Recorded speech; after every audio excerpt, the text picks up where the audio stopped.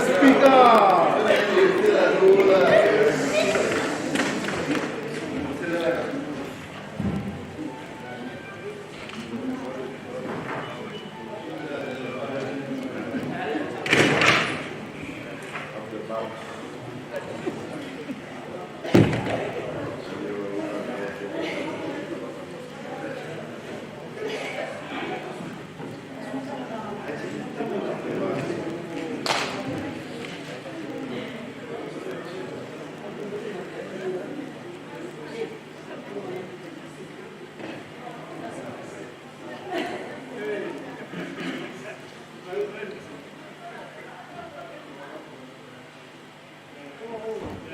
We shall now have the opportunity for silent prayers of meditation.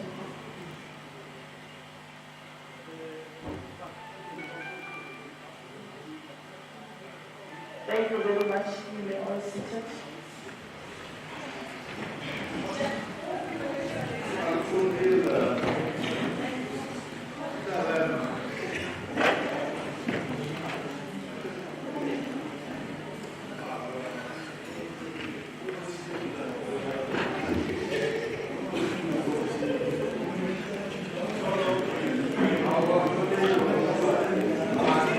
All the members, the Premier, Honorable Tshepong, members of the executive, members of this August House, members of administration, our guests, good morning and welcome to our sitting. We may now proceed with our program. Item 2. Are there any motions without notice in terms of House Bill 145? Honorable Zone. Thank you, Honorable Speaker. Honorable Speaker, I rise on behalf of the NAC to send messages of condolence to the families of the 9 victims who died in the motor vehicle accident over the past weekend. According to reports, a Toyota Venture collided head-on with a truck on the N1 on Saturday morning as a result of a suspected tire puncture. The deceased were all in the Venture, which was traveling towards the direction to Potlakeng. Honorable Speaker, we have not even started with the official festive season period, and we are already seeing this sharing type of incident.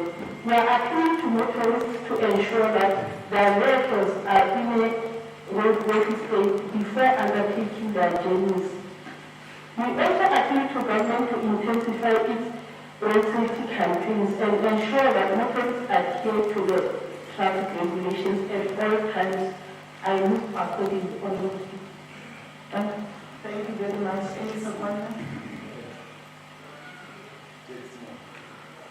Honorable Lakhanyane.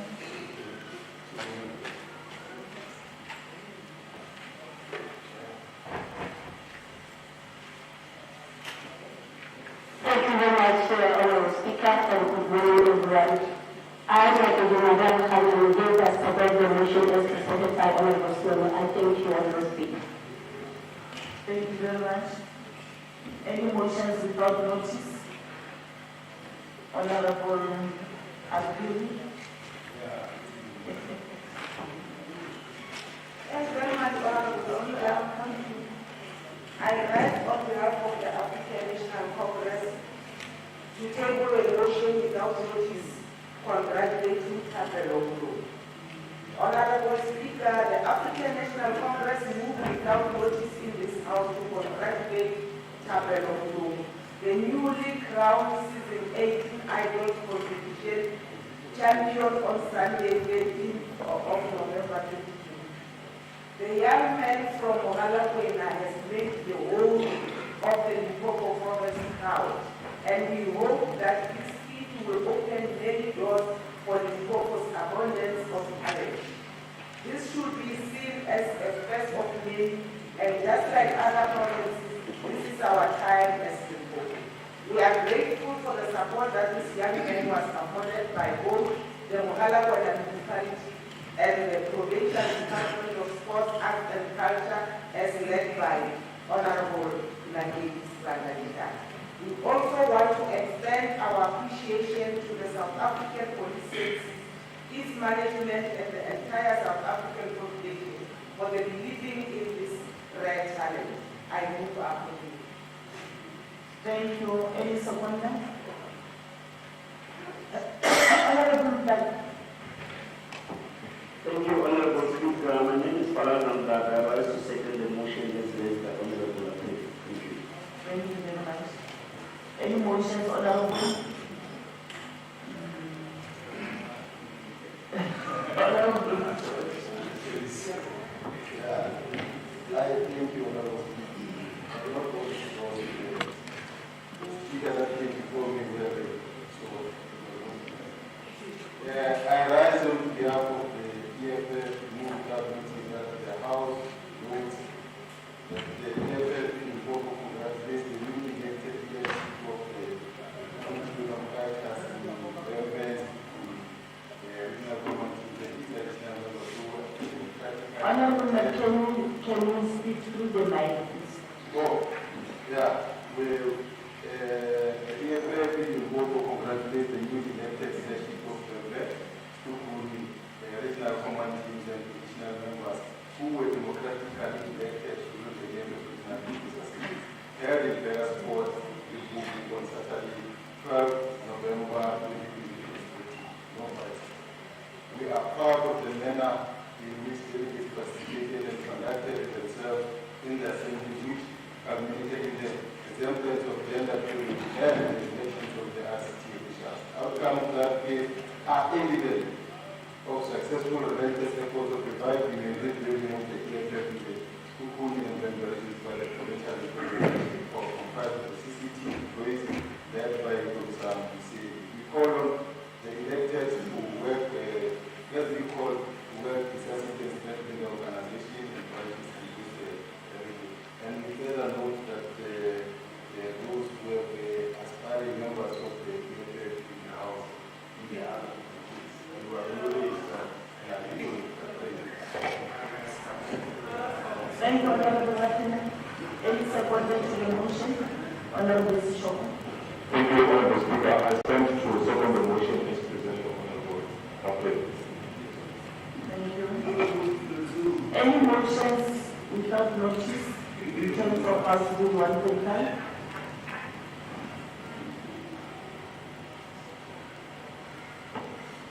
None.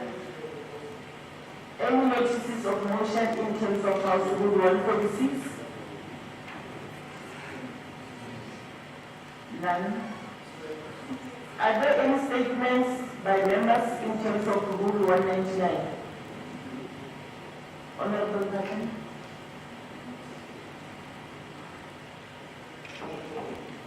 Thank you, Honorable Speaker. Members of the Legislature, good morning. Incomplete construction at Limpopo Legislature. Honorable Speaker, the economic freedom fighters in Limpopo not be concerned that a multi-million project meant to upgrade the Limpopo Legislature has been postponed, while the station is currently operating with only 2 banks for criminal conviction. SAPS under the ANC government is not hands-on in combating crime. As things are, there are 16 police vans which were broken down and all are due to service, but they have been abandoned and not maintained. The project was launched in 2014.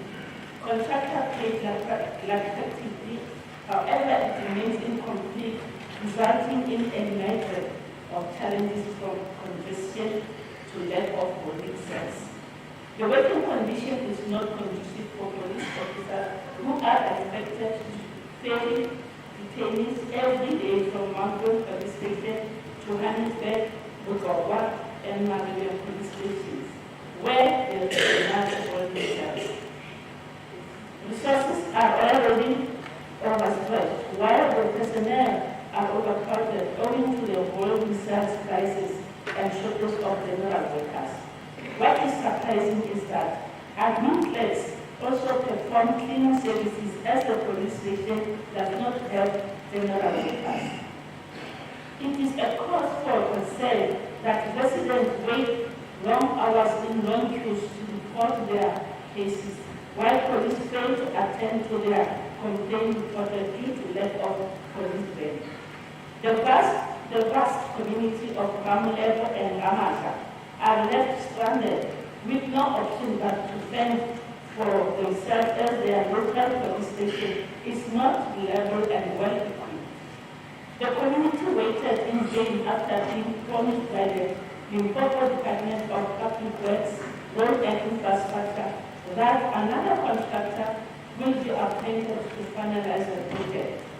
We demand accountability over the non-completion of the Mambo Police Station project, and also who are guilty of any wrongdoings must face the music.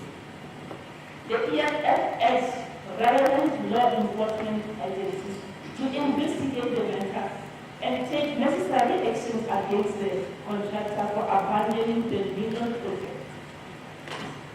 We further call upon the Agency of Community and Liaisons to investigate this matter and provide a permanent solution.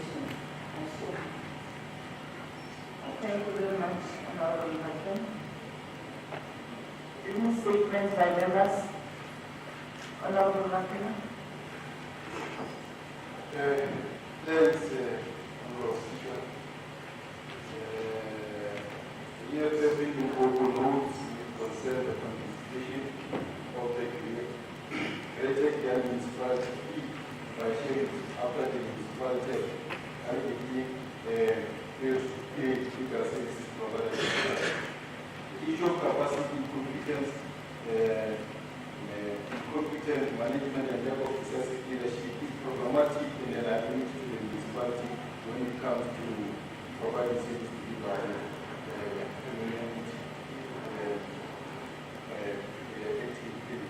Three parties will sit on Tuesday, 2nd November, by Mapupe, happening to form management of the municipality by the state government.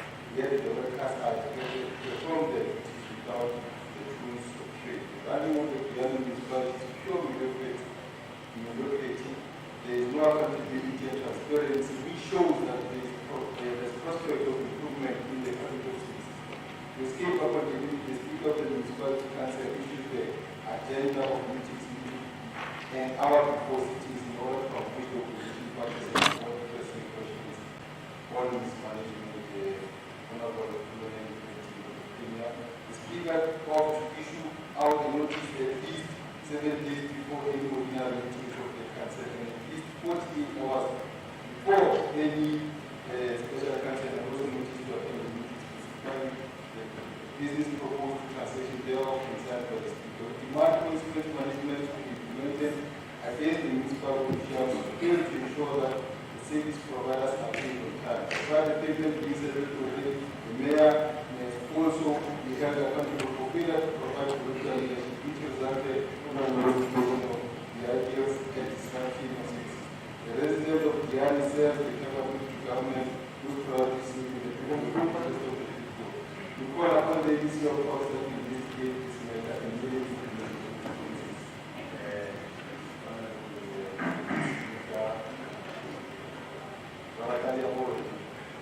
Thank you very much.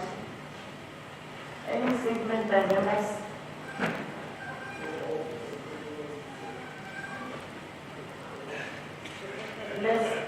Let's proceed to item 5. Are there any executive statements?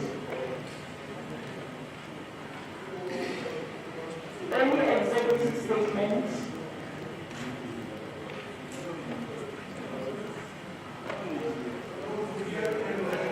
None.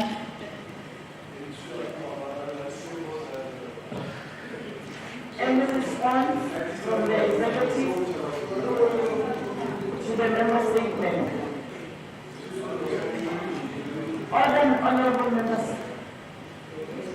response from the executive, response to the member statement.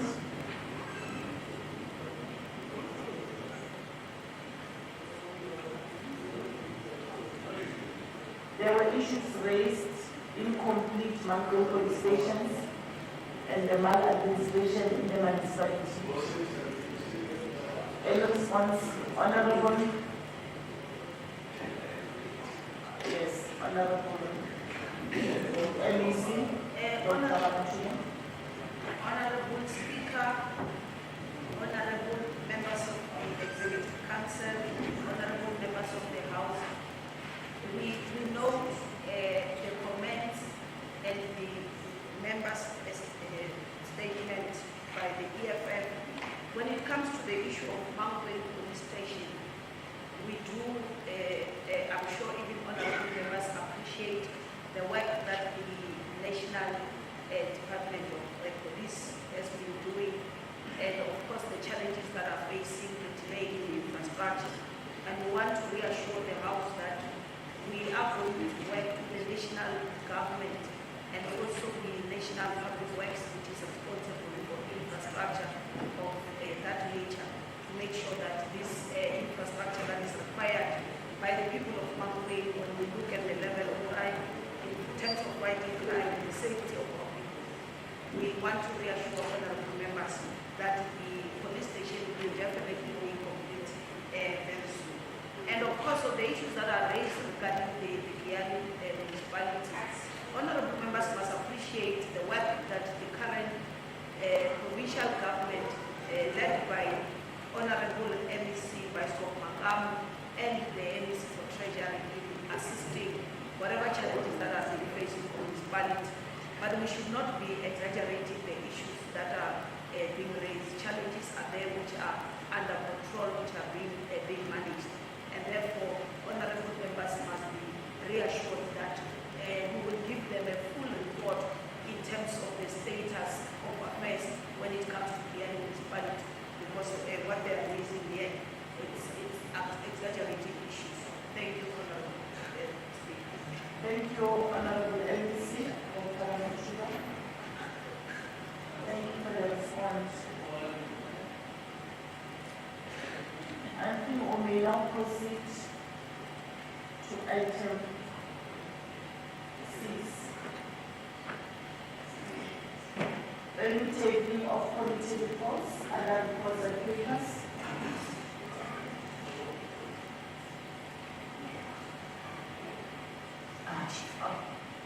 I've already passed the list. I think I've repeated myself 3 times to say there is any executive statement.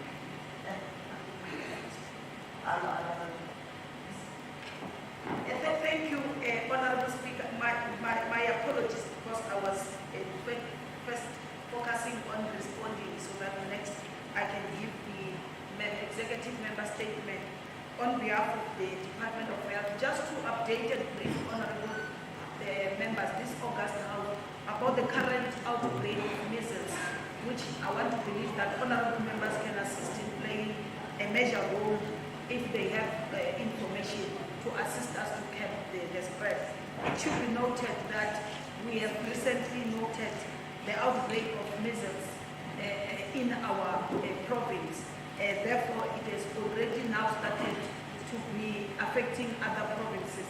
For instance, Mpumalanga now has recorded 2 cases of measles. Just to give a background about what measles is, I think this slide is honorable MEC.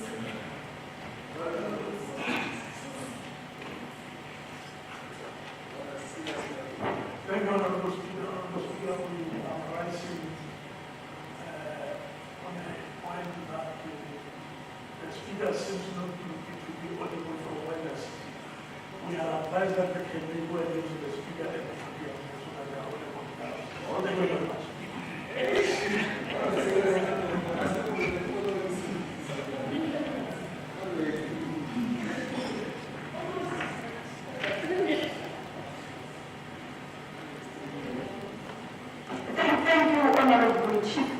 But this message is very important. Honorable members, measles is a viral infection that is serious for small children, but it's easily preventable by a vaccine. This disease spread through air by respiratory droplets produced when somebody is coughing or sneezing.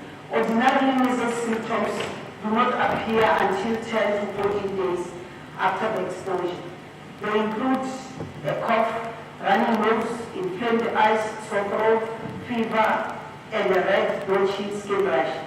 Usually, how you differentiate measles from upper respiratory infection or flu is when you have a fever accompanied with that red rash throughout the body, and also which could be accompanied when a child is coughing and having running nose or inflamed eyes. So that we must suspect that it's measles. And this rash will usually appear 14 days after the child would have been exposed to the virus. As a country, we have taken a decision that by 2030 we will have eradicated measles. But what we have seen today is the new re-emergence of this measles, which we have thought we have eradicated. Hence, it is of a serious concern for us. People at high risk for severe illness and complications are including children because their immune system is still weak. That is why children immediately after birth we start vaccinating them so that we can build the immune system. Children whose age are less than 5 years, including also adults, especially those who are above the age of 20 with immune suppression. Those who are suffering from diseases that cause the immune system to be compromised, like the HIV infection, leukemia, and other types of cancer. Also, pregnant women are also at risk, and the risk of pregnant women can also be translated into the unborn baby having been born with a number of congenital abnormalities. So measles, it's one of those contagious disease of all the infections that we have ever dealt with. Up to 9 out of 10 susceptible persons, if you get close to contact with somebody with measles, you will definitely develop measles. And this virus is transmitted by direct contact by infectious drops, and it's an airborne. You can also breathe it. When you cough and breathe, when you have measles, you can be able to be infected. We diagnose measles by taking blood and take to the laboratory and do IgM. It will be able to give us the results. So the vaccination, which has been seen and to be very effective, because majority of the cases we currently have as a province, unfortunately we are unable to prove if they were once vaccinated. So many chances are these children have not been vaccinated. So that is why the combination of measles, mumps, rubella, varicella vaccine, which is an MMRV, which protects against a number of infectious diseases. That includes, as I've already indicated, you give that single dosage at the age of 12 months, you are able to cover your child. So when there is an exposure, we also provide with post-exposure prophylaxis for people who can't show the symptoms immediately. We therefore offer the jab of measles vaccine. So we also isolate those who have been found to be positive, because honorable members must remember all infectious diseases are treated through isolation so that they don't spread. We are able to cap the spread. So once the person tests positive, we immediately isolate and take those who have been in contact. Those who are not yet symptomatic, we immediately give the post-exposure prophylaxis.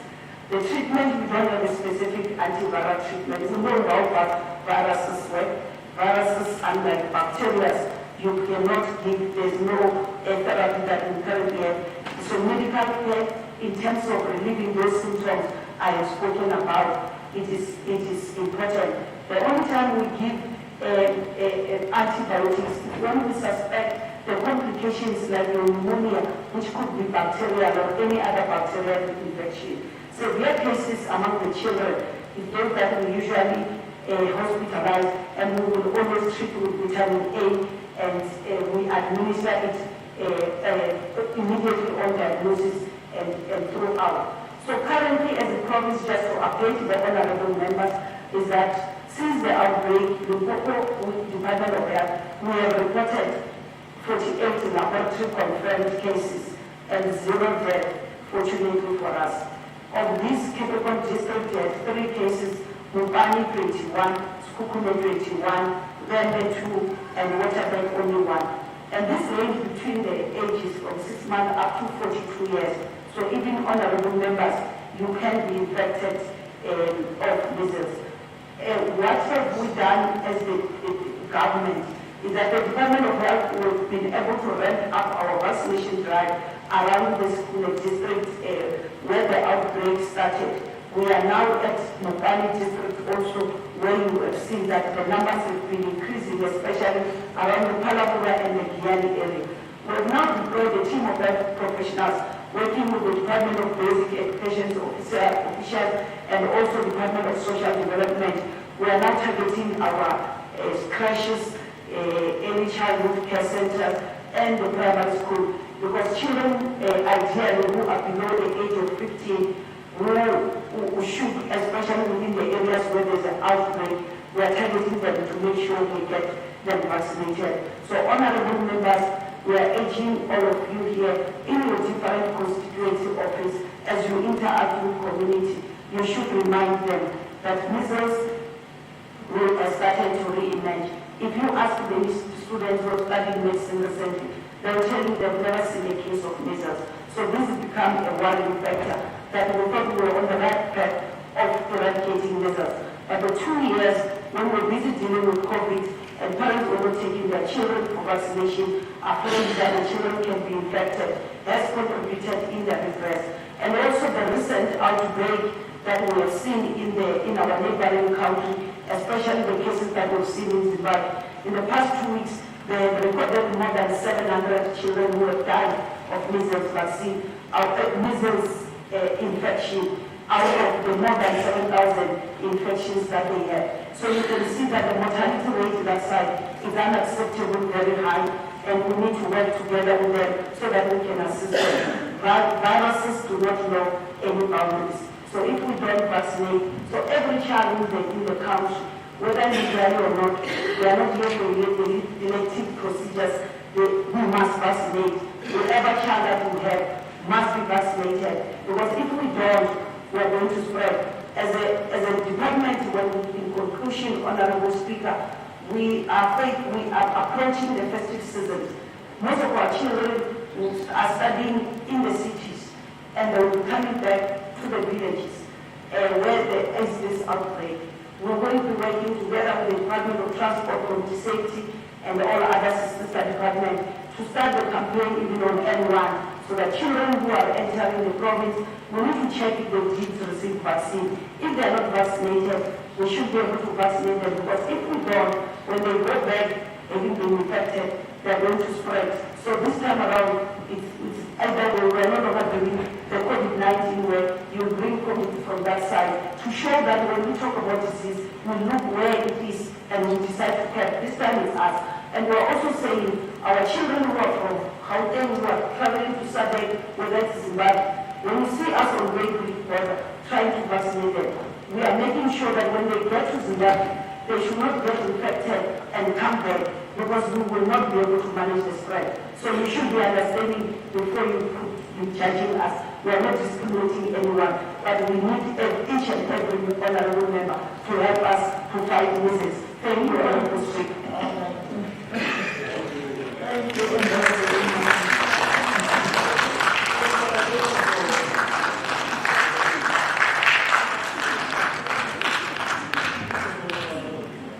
Thank you very much, Honorable MEC. Any comments from political parties on the statement made by the MEC?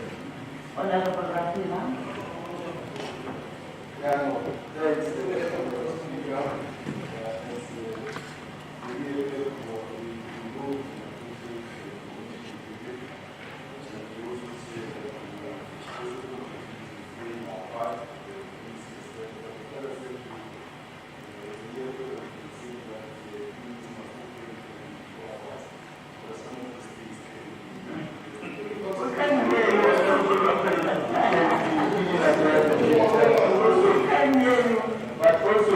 But also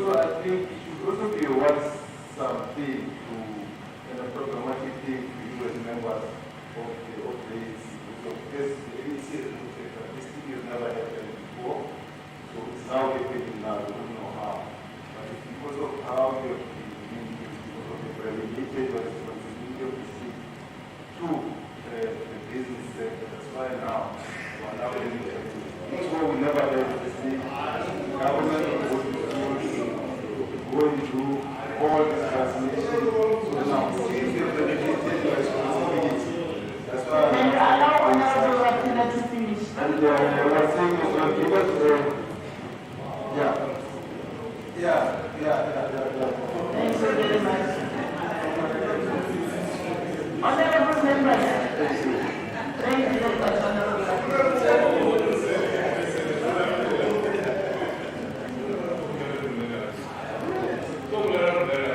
Honorable members, when an honorable member is on platform, can you please allow that honorable member to finish what you want to say? Honorable Smiley. Thank you, Honorable Speaker. Outbreaks and diseases do come time to time into our country and into our provinces. It is how our government reacts that determines the proactiveness of government employees and their leadership. And we welcome the Department of Health's intervention in this regard, and we urge the NEC and your team not to take the foot off the pedal. The people that are most likely to be affected will be our children, and sometimes our toddlers as well, and those are the most vulnerable in society. And I think as leadership in this house, we have got a responsibility to communicate those outbreaks to the relevant department and those hospitals, and we've got to give those support in those circumstances. And thank you, Honourable MC, for the feedback.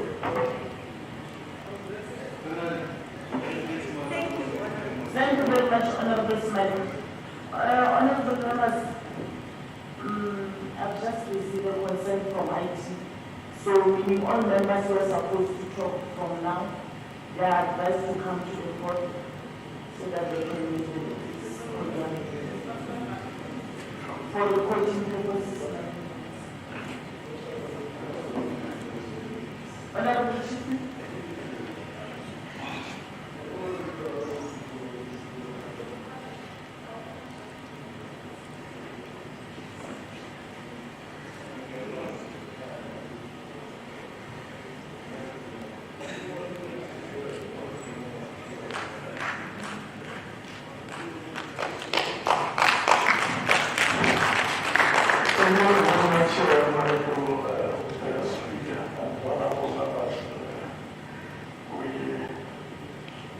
We will not be here to sing songs of lamentations, but merely to support the drive initiated by the Department of Health in this regard and take up this opportunity to encourage the community to support the strike. We also are here to welcome the efforts by the department to dispatch teams to schools around the province so that they are able to deal with this illness. As a result of that, we want to assure the department of our support, and we will make sure that our communities support this initiative. Thank you very much, Honourable. Thank you, Honourable Chief.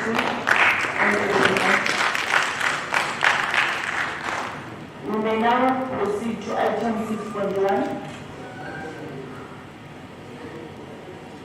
The retabling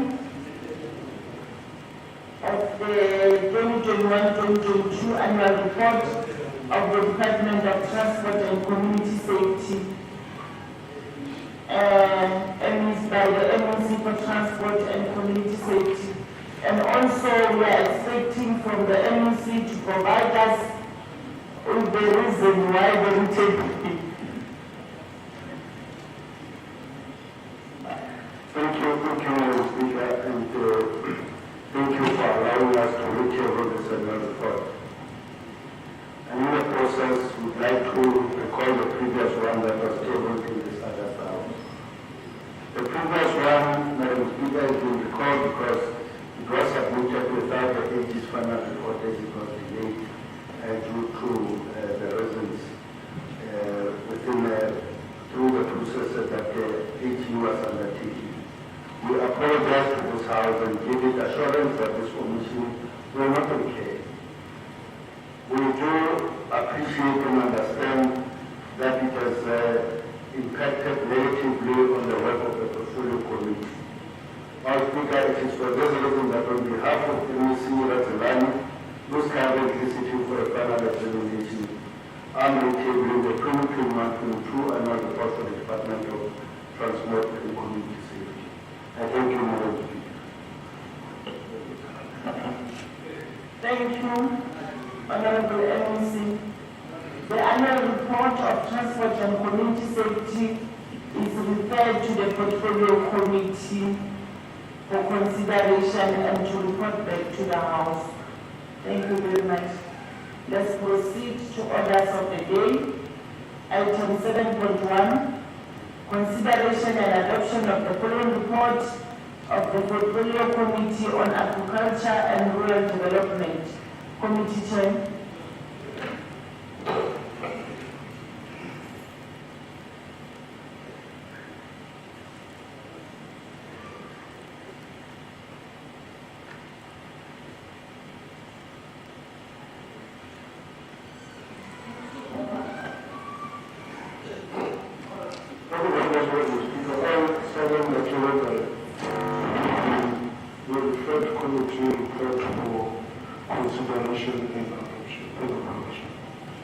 Thank you very much. Any support? Honorable Palam.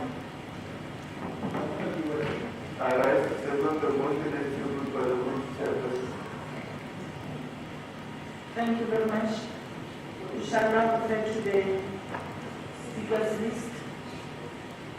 The first speaker on the list, Honorable Appeal.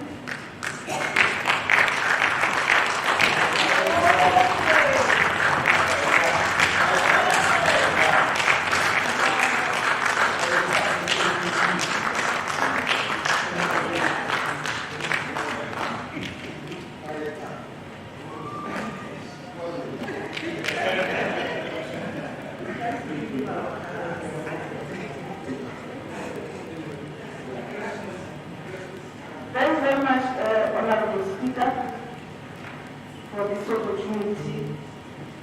Let me start by quoting the words of Amit Kalantri when he said, I open quote, "A farmer is a magician who produces money for the mart." So the people of Limpopo remain our priority. The restoration of their dignity, health, well-being, as well as the preservation of their land and family is high on our agenda. As we continue to celebrate 28 years of freedom and achievements of the last 2 decades, we are mindful of the need to further improve the lives of our people through quality and sustainable programs and services. As a Portfolio Committee responsible for agriculture and rural development, we are committed to contribute towards national building and continue to unite the people through our programs. In addition, we seek to promote development and increase the contribution of these sectors towards economic growth and job opportunities. Members under the administration, as per resolution emanating from 2022-23 first quarter, that planning for placement of graduates and interns in agriculture programs and upskilling and support of youth farming programs need to be fast-tracked.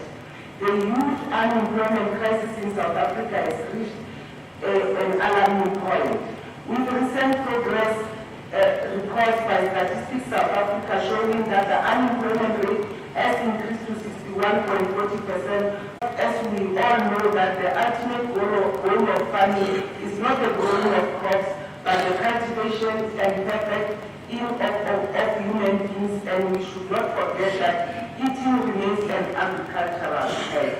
Madam Speaker, on engineering services sub-program, the department has equipped 1 hectare with in-field irrigation system, constructed 1 environmentally controlled production structure, the department established 6 agricultural infrastructure projects, including 3 that were completed ahead of schedule. The additional completed projects are Mamazikele livestock watering, 8 farm livestock watering, and Zakalpok farmers ablution facilities in Sukune district as a result of the implementation of the departmental infrastructure catch-up plan. Limpopo is on continuous rise to set new heights for its performance countrywide. We just need to keep this momentum by keeping the ideals set by the likes of Owa Tambo, Nelson Mandela, who we remember today. Colleagues, agricultural productivity in the province has declined as a result of challenges of collapse and unproductive farms and irrigation schemes, which is likely due to unresolved conflicts among beneficiaries, and we will extend to that and examples of such in Makobati estate. As a remedial plan, the department needs to ensure that program of HF is designed and implemented for restoration of collapsed irrigation schemes, and also ensure other necessary intervention through investigation in relation to illegal dams and ensure stability in the land reform funds in the province. The committee further recommends that the department must at all costs avoid giving support to fighting beneficiaries since this often results into government-funded priorities vandalized. The department must make sure conflicts are first resolved before supporting the beneficiaries. Further reports and updates should be provided on implementation of the department commitments and committee recommendation for all the projects recently visited by the portfolio. This, as tabled in the House during 2022-23 budget zone, the department has been allocated 902,603,000 rands. This allocation includes the comprehensive agriculture support and Nitima conditional grants. During 2021-22, progress has been made on actualizing the purpose of this program, being to increase food production through producer support and development initiatives. Much as the department exceeded their mandate, the committee recommended that the department must avoid supporting the same emerging farmers year in, year out, and must extend this support to other new emerging farmers and further train emerging farmers to develop and become self-sustainable. Madam Speaker, during the year under review, the department needs to focus on key strategic priorities which align to the new growth path, national development plan, and media-term strategic framework. As stated in the MDP, transforming the economy and creating sustainable expansion for job creation means that the rate of economic growth needs to exceed 5% a year on average. To bring this about, we propose increasing export, focusing on those areas where South Africa already has environment and comparative advantage such as agriculture and agro-processing, higher education and business services. Planned investment in agriculture infrastructure sector is important to enhance the productivity and to reduce the post-harvest losses. This will also result in capacity building and higher income generation. As I conclude, Honorable Speaker, it is recommended that the department should complete all infrastructure projects that were supposed to be implemented in the 2021-22 and provide it all. The department is recommended to work with private sector partners and the communities to identify gaps in farmer support side that could be developed with the aim to promote sector of our investment. This could assist in both attracting investors to the province and make the province history and commitment to democracy more visible while growing a feeling of belonging and identity with Limpopo and South Africa among all the province residents. I thank you, Honor.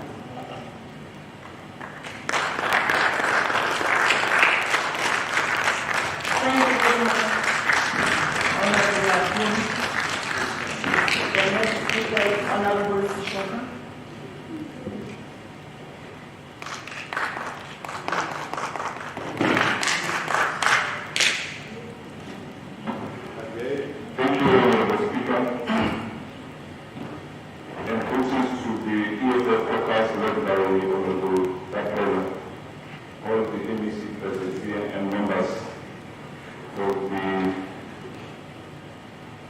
August House.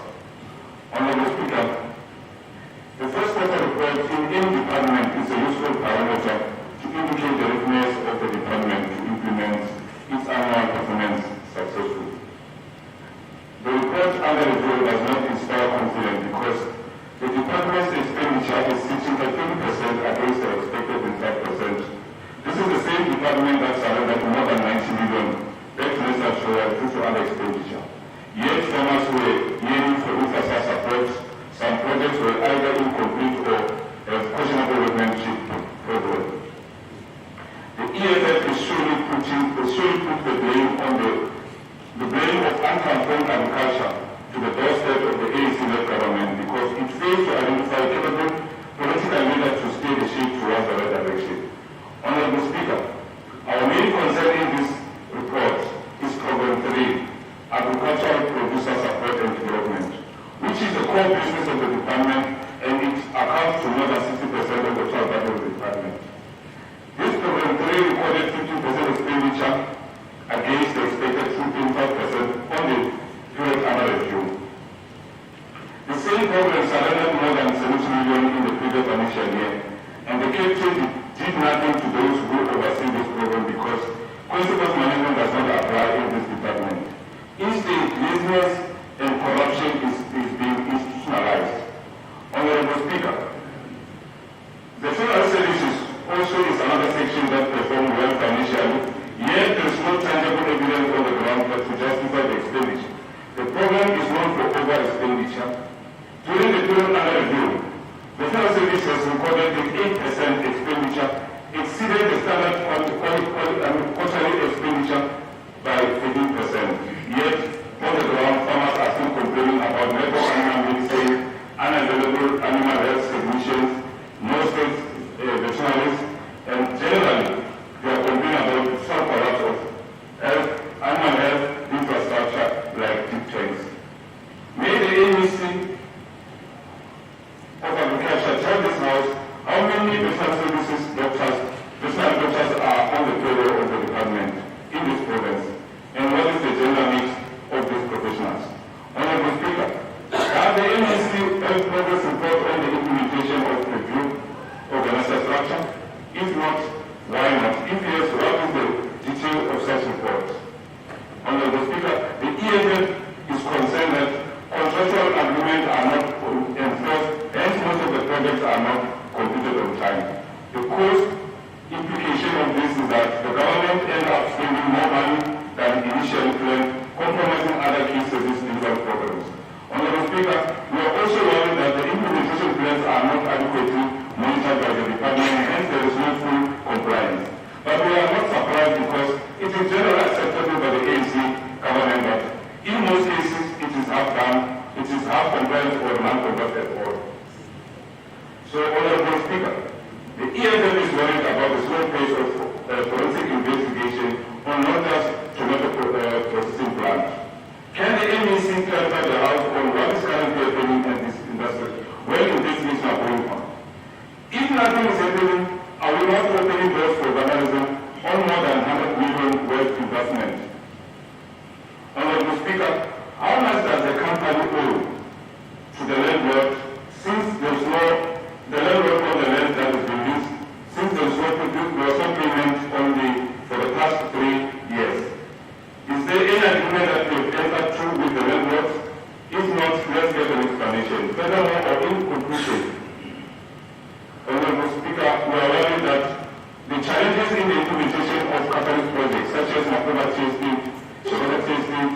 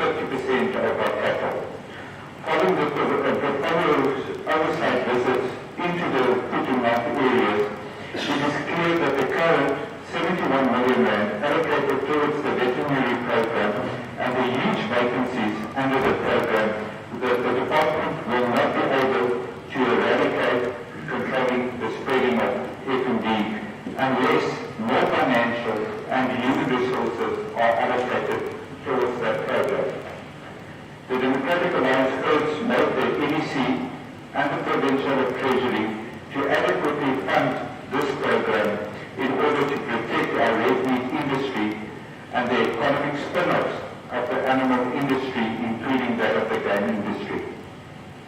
We do want to thank the department who assisted the 159 smallholders tomato producers who was affected by the tomato leaf miner outbreaks.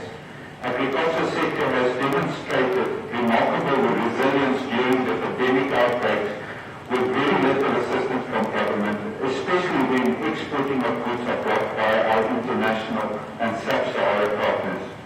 During the first quarter, the GDP growth of agriculture remained stagnant, but it's worrisome that in the second quarter, the agricultural industry decreased by 7.7% and -2 percentage point of the GDP growth.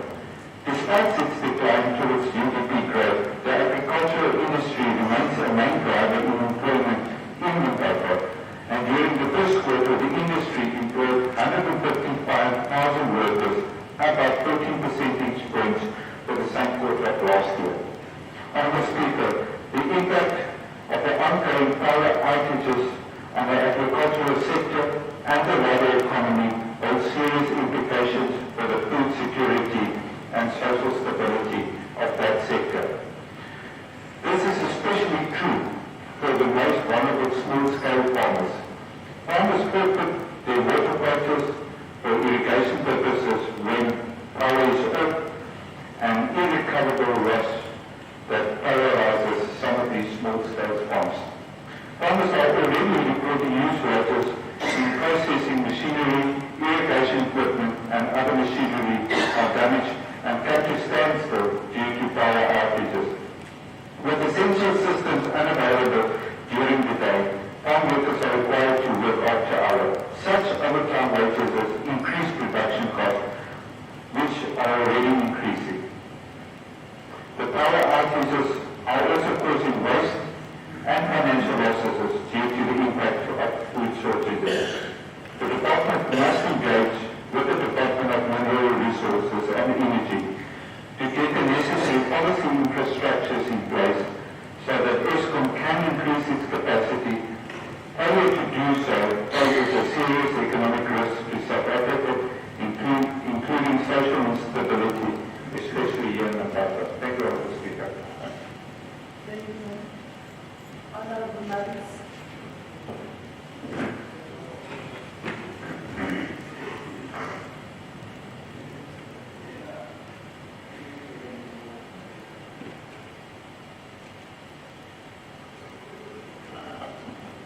Honourable Speaker, good morning everybody. Honourable Premier, in his absence, esteemed members of the Executive Council, members of opposition parties and members of the House and the Press. The budget of agricultural products support and development in the first quarter was underspent by 10%, which is 39.6% of the first quarter budget allocation, which could have been used to support farmers in our province. It is also reiterated that land reform must take place and that we need more young black farmers. But the department doesn't utilize the money it's given to support the farmers they claim to care about. If the department kept a close eye on the production performance of the pigs at the colleges, they would have realized that the crease totally and underspent 39.6% could have procured those to get the desired product to produce targets. One of more farmers in the first quarter that didn't need support that could have gotten support from the second now. The department must reach out to more farmers and offer support. Honourable Speaker, regarding LEDET household project, which historically was 18, now was 87%, meaning 8.4 million rand. Roughly. We sincerely hope that the over-expenditure doesn't compromise the needed food security for the households for the next 3 quarters. We must keep in mind that the households will increase due to many challenges in the province. We can only hope that we plan ahead despite of the expenditure. Honourable Speaker, lastly then, the foot and mouth disease outbreak is an ongoing concern. Therefore, the Executive Plus request that all veterans veterinarians should be appointed as there is a shortage. We know that the F&D is a priority but cannot overlook the dipping of cattle as they will get other diseases which will also affect the products of red meat. We therefore request the F&D an ongoing priority for prevention and not only when it's an outbreak. Our fathers in the department for more support as red meat is a big contribution to the culture. I thank you. Thank you, Honorable Nati. Honorable Nati, the conversation.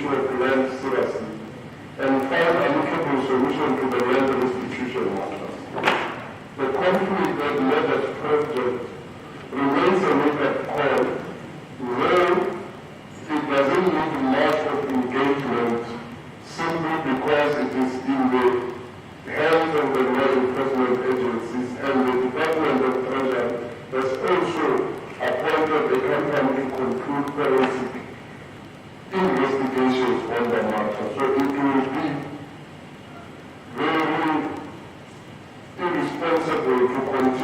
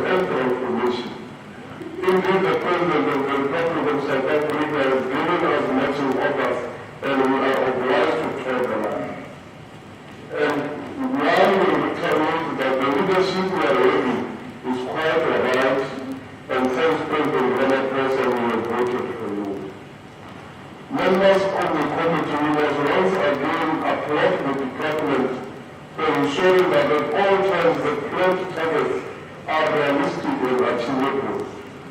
The department managed to achieve 16% of the 17% planned target of sustainable resource management, with 1% remaining target. It is a clear indication that the department is moving towards a winning form. And these improvements are being made since one resigned.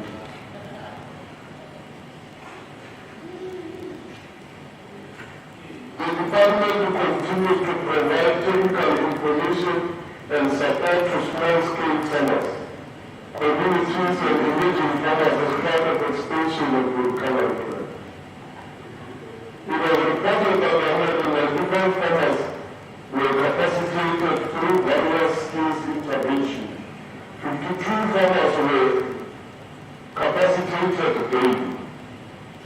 On provision of breeding materials for farmers, 50 instead of 100 breeding livestock was provided to farmers due to limited stock available, which resulted from decreased fertility of some pigs at the colleges.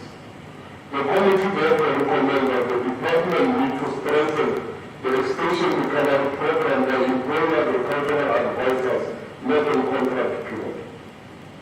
It will further register progress in individualizing ownership and control of the economy without reducing poverty and inequality.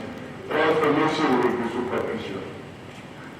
In one of his writing, Lara Gipti and Akita once said, Africa has developed a vision to promote agricultural production in the next decade to feed the people.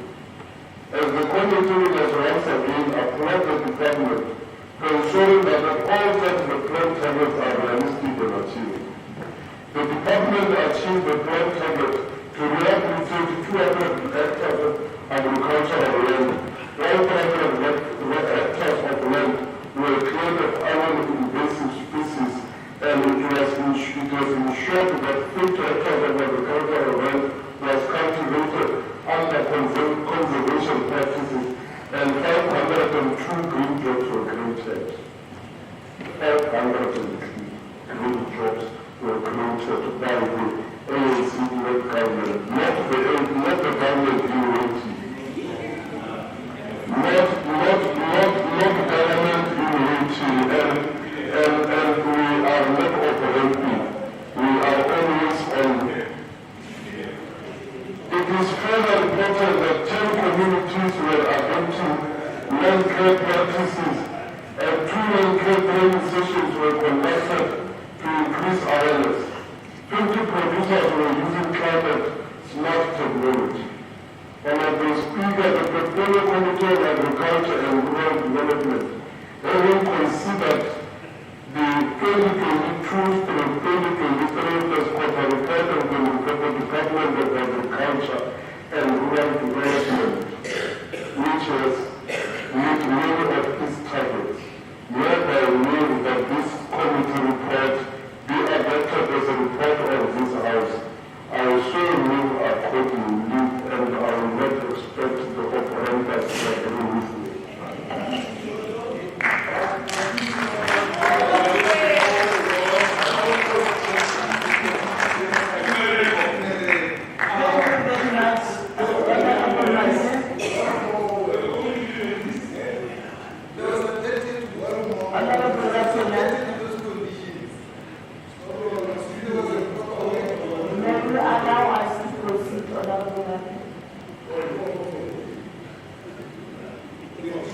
We may now proceed to item 7.2.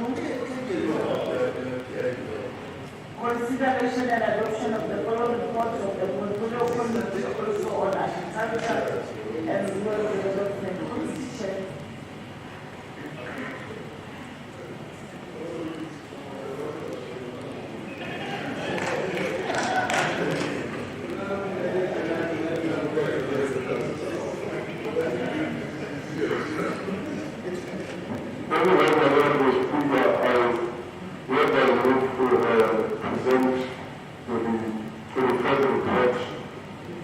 Consideration and adoption of the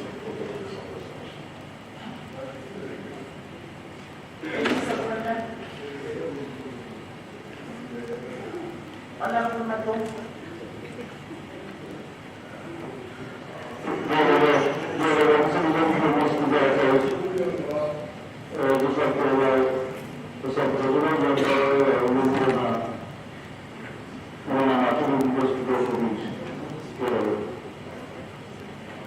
Thank you very much.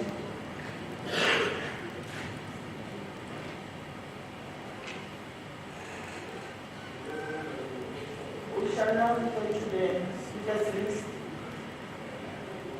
The first speaker is Honorable Akiri.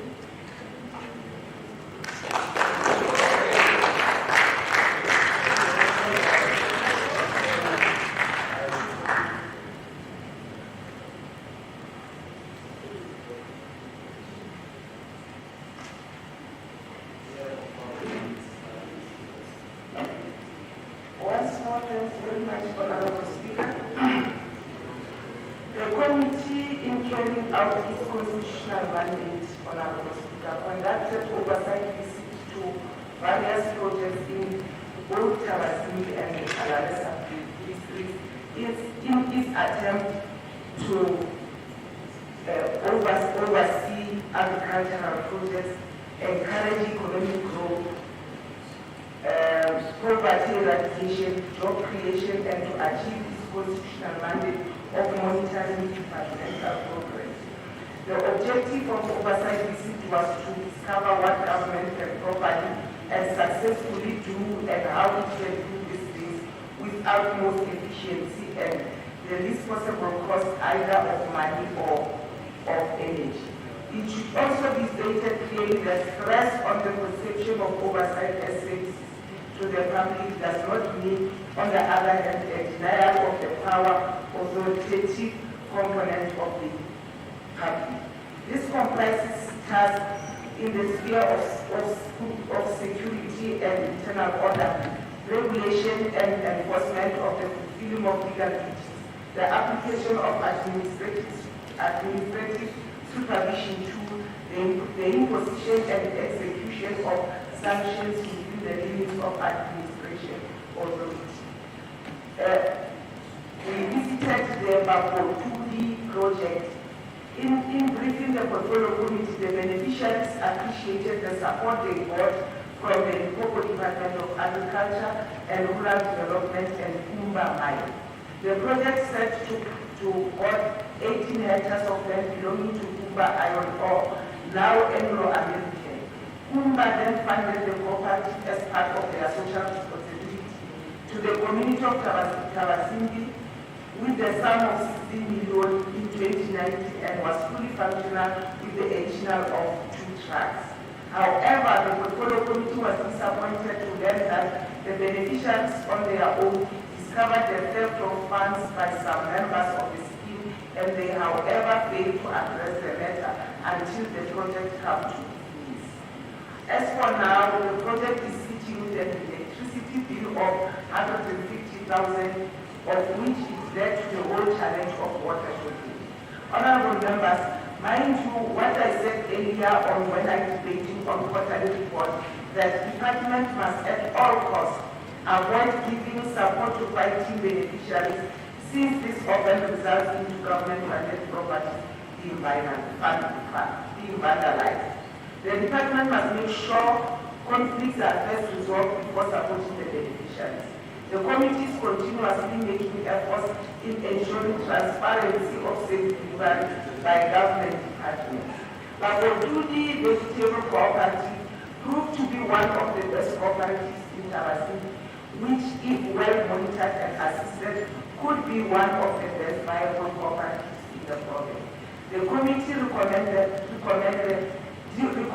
that the Department of Agriculture and Rural Development must assist the beneficiaries to have good communication and relation with mine. Further, the Department of Agriculture and Rural Development must ensure that this project is resuscitated and that the mine must give this agreement or title deeds to this project. Lastly, the Department of Rural Development and Land Claims Commission must fast-track the land claim in this area. The Rijal Namibia Agricultural Projects, Agricultural Cooperative, The cooperative list 6.9 hectare project, which started to function in 2016. The cooperative had a total of 13 beneficiaries, 12 females and 1 male. The cooperative has hired 1 permanent security employee and very often, depending on the number of crops planted, hires at the most 8 seasonal workers. 3.9 hectares of the land have been planted currently. The local money supporting the project by making available the project manager for growing grains, who is on the payroll of the mine. Most of the running costs of the project were provided by the mine, and that includes the monthly payments of the beneficiaries. Proceeds from the project were being deposited in the coffers of the cooperative and used for the payment of permanent employees and seasonal workers. The Limpopo Department of Agriculture and Rural Development has supported the cooperative with production increase. Honorable members, agriculture has been the occupation of South Africa and its economy before the arrival of the white men. Agricultural production in most developing countries is relatively low when compared with what happens in the development countries. The problem is that demand for food is more than supply. One thing is to produce the items and another thing is to market it effectively to the final users. Honorable members, the committee found it hard to see a project which was very successful and viable having collapsed. With clear indication that the department did not support the project since the Kumba mine closed and stopped supporting the project. It was also evident that the department did not bother to implement the recommendations made by the previous portfolio committee. In briefing the portfolio committee, Ms. Gloria Mabola cheerfully related to the portfolio committee how the infight among beneficiaries, theft and delivery car accident, non-payment of 70,000 rand by the mine, and the COVID-19 negatively affected the project. All the beneficiaries left the project except for 2 women. However, the other one is physically challenged who can work in the project due to the car accident they experienced while delivering their products to market. The committee, after serious scrutiny, came to recommend that the Department of Agriculture and Rural Development must be proactive to resolve challenges faced by the project instead of allowing the project to collapse in front of their eyes. Further, the department must, within 14 days, explore the possibility of allowing regional Nanilo cooperative to use Bakotumbi van, which is redundant to deliver their produce to market. The department must engage the mine for the payment of 70,000 rand, which they owe to the project since the services have been rendered to the mine. Colchester Farm. In this farm, this farm started in 2018 with 9 members. It was formed by established a proper farming enterprise. Currently, it has 12 members. The farmers are 9 males and 3 females aged between 49 to 61 years. The members are currently leasing 777 hectares at Colchester 3 Farm under Mutaba's CPA for livestock farming. Livestock is profitable because farmers are able to sell at the auction and sustain their production. The demand locally is also assisting farmers in making profit. Farmers were supported with bulls, bugs, production mix, and subsidized order for drought relief. Farmers are farming with livestock. And the challenges are, honorable members, farmers need inputs to produce outputs, and in the process of getting inputs and outputs, they are involved in buying and selling. Naturally, farmers individually are unable to control market price. Even when they produce more, they can get less money, and when they buy their inputs as individuals, they do more. High fuel cost of pumping water from the river, government policy that gives preferences to youth, women, and people living with disability when applying for farm support and government is far. Need for proper animal handling facilities.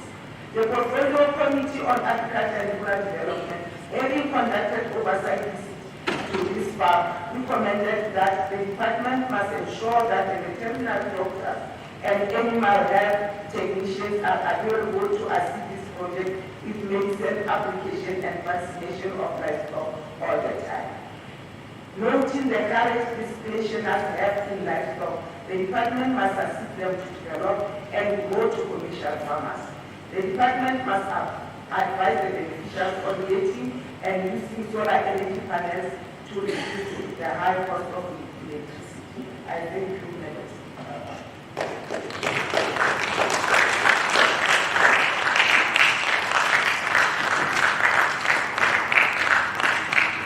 Thank you very much, Honorable Akil. Honorable Sishoka.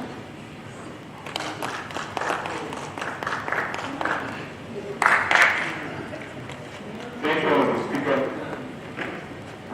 Honorable Speaker, in line with the position of the country and the sending goals, orders of the legislature of Limpopo, the Portfolio Committee on Agriculture and Rural Development embarked on an oversight visit to the project of Sefateng and the Parliament municipality underwater district to assess the success and challenges of government-funded projects. The oversight visit was carried out in 3 agricultural projects in Sefateng and the other 3 in the Parliament. I tell you, Honorable Speaker, the Department of Agriculture and Rural Development is expected to play a catalyst role in ensuring sustainable job creation and economic growth in the province through supporting any agricultural production initiative. But where it tells us that the incompetency of ANC political head and the senior management of the department is failing in this regard. As a result, the oversight visit confirmed this notion. The project visited Potlakeng Vegetable Cooperative. Honorable Speaker, this cooperative started 8 years ago and was one of the few flourishing youth cooperatives in Sefateng. The project won many awards in the department, including Farmer of the Year awards. During the oversight visit, the farm has all the signs of collapse project. Infrastructure was dilapidated, the net where they used to plant was destroyed, and we were told that the truck and the tractor are kept at a place of safety by the mine. Everything collapsed when the mentor left the farm and the farmers started to benefit themselves without investing back to the farm. The cooperative was well funded by the government with the involvement of the Department of Agriculture, and that compromised the sustainability of the project. The land tenure arrangement was a lease agreement with the mine, which is also questionable. Honorable Speaker, this situation made us question the aftercare program of the department because the trend is that all the successful projects are unsustainable. The EFF argued the mine to release the farm to the ownership of government, and an agent meeting of all relevant stakeholders, including government, Department of Agriculture, Land Commission, and the beneficiaries must be organized and handle the issue, in particular the issue of land tenure, because the EFF representatives believe that without a proper land tenure, sustainability remains a pipe dream. Regional Agricultural Cooperative, Honorable Speaker, this cooperative too was funded by government. However, the land tenure is in the ownership of beneficiaries who got the land through the social process. Seriously leaves the land to 15 beneficiaries. This too was a promised project owned by women who produce vegetables for the right vegetables like spinach, cabbages, butternut, and etc. for local market like Spa and the mine. It took COVID-19 to dismantle the unity of 15 beneficiaries to only 2. This came after mines stopped taking their produce, and restrictions that came with COVID collapsed the cooperative as many beneficiaries left the farm for their homes. Honorable Speaker, the EFF argued the department to proactively and ensure that the mines are not funding this project without business plan approved by the department. Failure to involve the department at the initial stage of any project is a recipe for unsustainable project because the actual error is rested in the hands of the department. The Cholesterol Animal Farm cooperative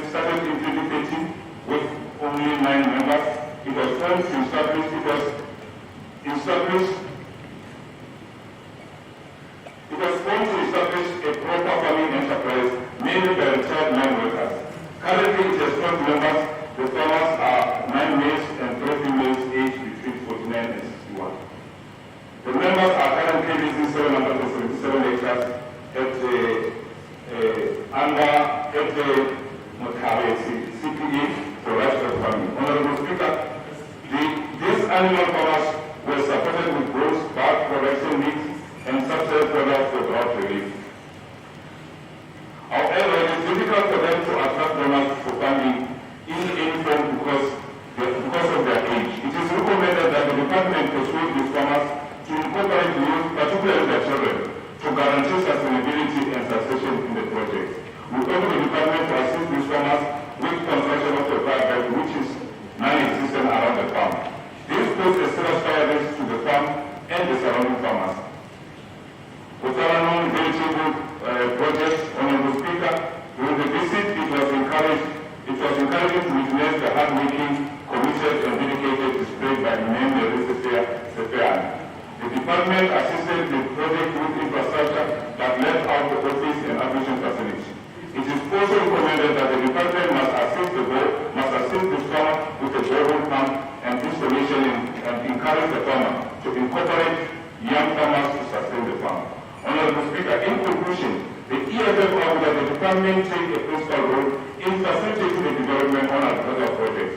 This portfolio committee must develop a policy that will direct all interested donors, including the mines, to fund agricultural projects through a business plan that is approved by the department to ensure sustainability. I thank you. Thank you, Honorable Bishop. Honorable Smart.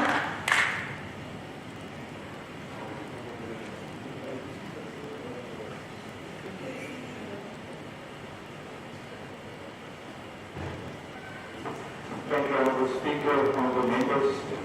In the National Development Plan, cooperatives and agricultural development are identified as possible solutions for addressing rural poverty and unemployment, especially among the youth.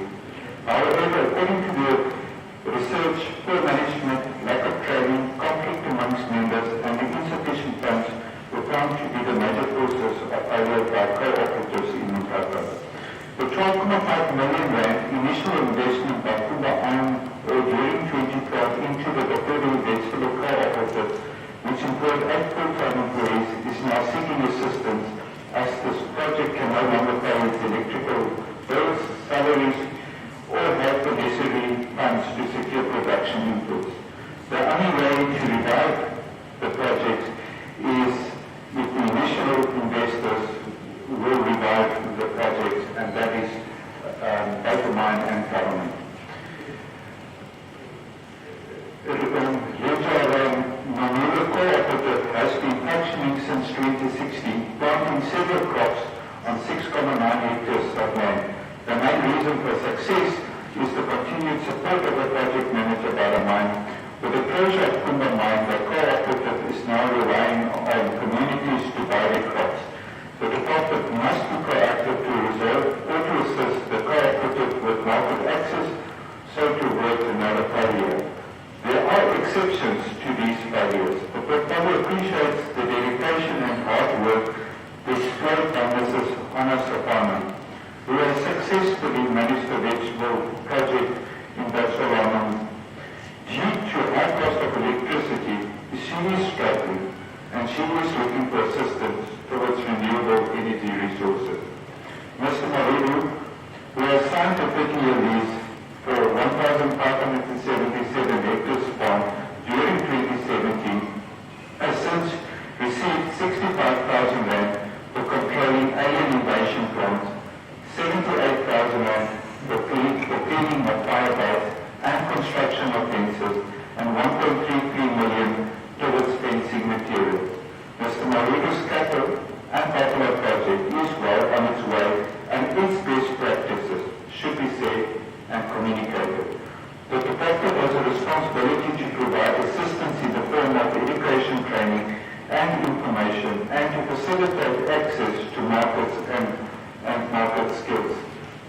According to responses to Parliament questions, the Department of Agriculture, Land Reform and Rural Development is burdened with one of the highest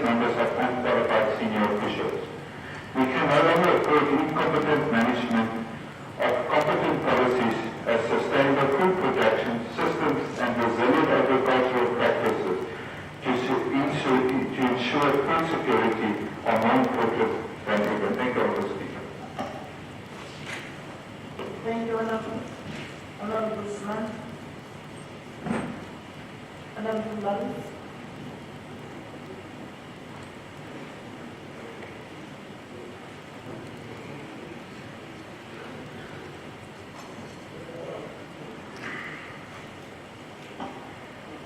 Thank you, Honorable Speaker, Honorable members, and esteemed members of the opposition parties, and guests in the House. The Oversight visit was quite an interesting visit.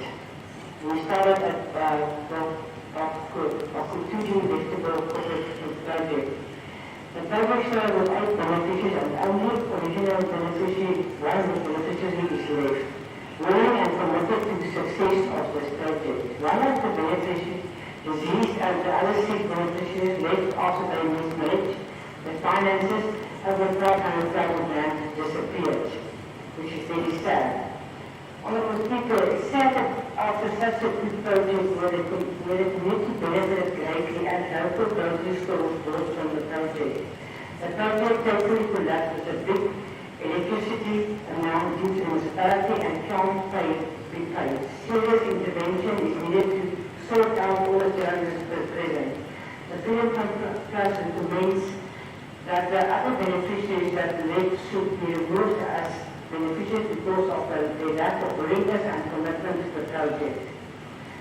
I'm going to leave one out for already talking about it. The Kalebo Rural Project, what the present is a totally women-run project. If all the projects in the province can be this well run and serve the community that are far from towns with high quality chicken that are grown in clean and high standard quality, then that upcoming farmers in the cook will be successful. The department must assist the challenges regarding water and tech. With our visit, we requested if they have any funds in the bank, and they could confirm that they have 98,000 rand in the bank, which is very good. It is a well-made project, and I applaud these strong women in difficult times. They make a difference. And then lastly but not least, the African Cattle Project, Fetakgomo. We had a very good time there. What a way to finish our oversight visits. One can only say that Fetakgomo is one of the best cattle farmers on all the projects. The mixed breeds of Brahman, Newfoundland and Terriers, but more of the Brahman concentrating breeding is of the best I have ever seen on any project. I urge the department to keep on supporting Pete and his way forward as he has plans to expand and becoming one of the biggest cattle farmers in the area. Pete and I had a discussion while we were walking to the kraals that his neighbor farmers, Stoffel Meyer and Pete, are working really well together and assist each other from time to time. It came as a surprise to Pete to learn that his neighbor, Stoffel, is also my nephew. And it makes one proud that together we can make a difference. And I think therefore I can get a hand of applause. Thank you very much. Thank you, Honorable Mullins. Honorable Moshi.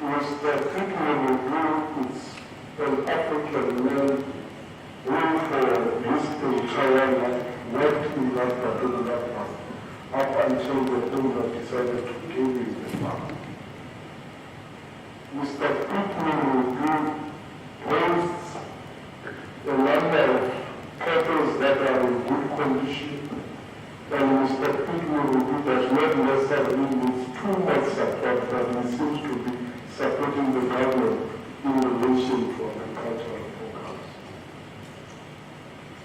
I also was saying that the story of Mr. Fetakgomo review is a good story to tell, because it is only the ANC-led government that will assist farmers so that we are able to tell a good story about it.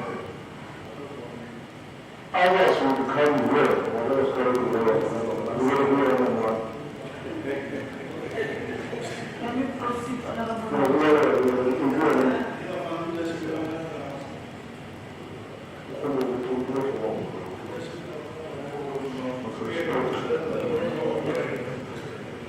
So, in this respect, Honorable Speaker, we need to make sure that people like Mr. Fetakgomo are profiled so that the real problems come through continent in the world can see the good work that they do. And we hope that next year when the MEC provides this budget speech, Mr. Fetakgomo will be one of his guests. Honorable Speaker, we visited a number of projects, and fortunately or unfortunately, some honorable members that spoke before me, particularly two of them, I'm not sure if they were part of the oversight visit that I was part of, or they were part of another oversight that I was not part of, because all those two things, all two of them, whatever that they spoke, does not exist. And we know the normal and usual suspect will be the other one. That will come here and speak fallacy and non-existent things. We visited a beautiful project called Limpopo, which is a project of about 3 to 5 units. And we are proud about the success of that particular project, especially since it is being led by females. The only thing that they need and require from the department agency is only the skills development and the funds. That is the only thing that they require. But apart from that, the project is successful and is being led by women. And of course, we visited Mr. P, who goes in his cables. He has about 24 buffaloes. He has cables called limousine, which they are very, very huge, and all of them in good and very, very good condition. Madam Speaker, we are calling upon at least all the projects that we have visited, that the beneficiaries or the farmers should at a particular time begin to consider raising in or involving at least women and youth in those particular projects, particularly the farmers in Colchester, the livestock farmers in Colchester. We are making a clear call to them to involve women and youth. And of course, the oversight that I was part of, we have visited the Colchester farm, not Colchester farm. And somebody who was in that oversight, which we were not part of, visited the Colchester farm, which is not known to any of us in this house, but the only farm known is Colchester.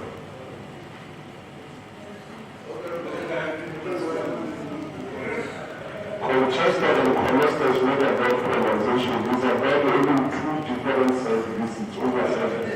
We went to Colchester, honorable supervisor to Colchester. Because all the projects that were visited are all demonstrated a sign of success. They only need a small flag to be 100%. You were not there. You were not there.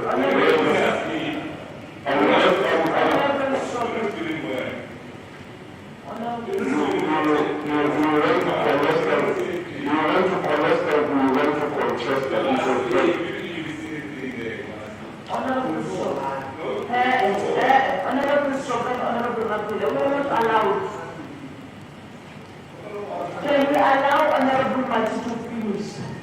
Honorable Mati,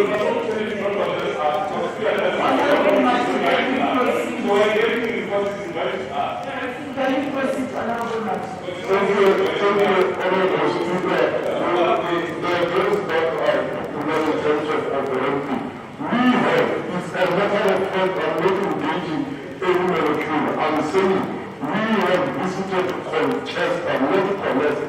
Everybody that has visited Colchester is something that the portfolio committee doesn't know. We visited Colchester. That is what we are saying.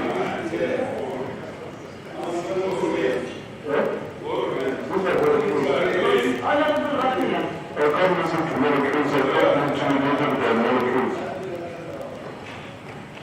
Honorable Speaker, all the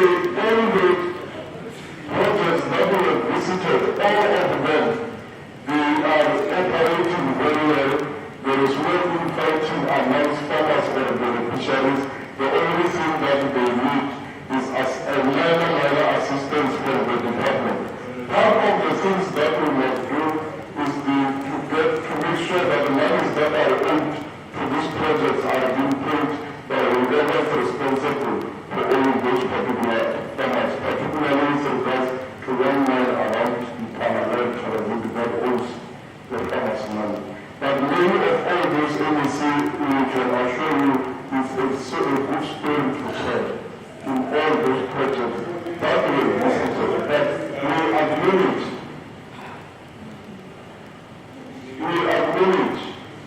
that the only story that is not good to tell is with regards to Colchester project, which we don't know. Thank you very much.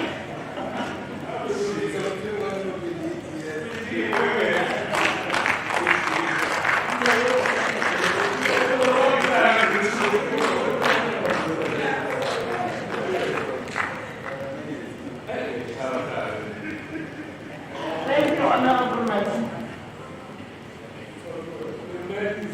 We shall now call upon the MEC for Agriculture and Rural Development, Honorable MEC Kun.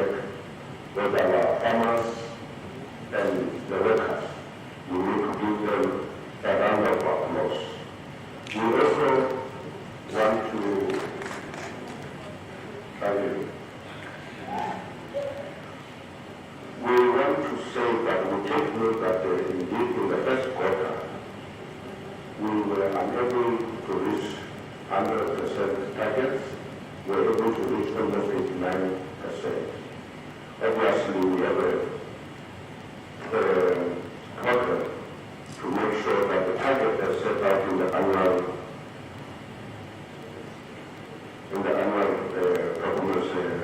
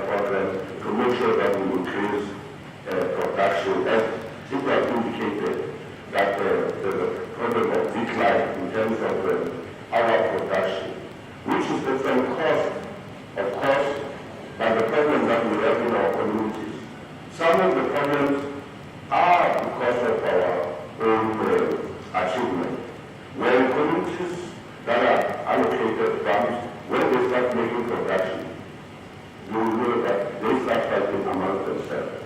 And that causes social cohesion problems in the community. And what I'm saying is that as a department, we need to zoom into that, make sure that we deal with these issues, instead of applying people, social facilitators to begin to deal with this matter. Because there are matters that need our approach. You will have seen that also happened in mining communities, that we need to tap from those experiences to make sure that we deal with those issues. For me, as the Honorable Material indicated, the issue of the lodgers, we will be able to get a port and to come and report here when the forensic audit is dealt with. We indeed, Honorable appeal, we will have to bring in an implementation plan to deal with the problems that we have actually indicated. With the project that the committee has visited, and where problems have been identified, where we have been requested to make an intervention, as a department, we will make sure that we go to those communities, make sure that we assist them, because they are making progress that they make. To us is a very critical part, which we will have to make sure that we take into its logical conclusion. And for me, and all of us can agree that if we do what the department is doing, I don't want to mention it, Honorable Matthias mentioned that, we go a long way in making sure that Limpopo remains the food basket of South Africa. I thank you, Honorable Speaker.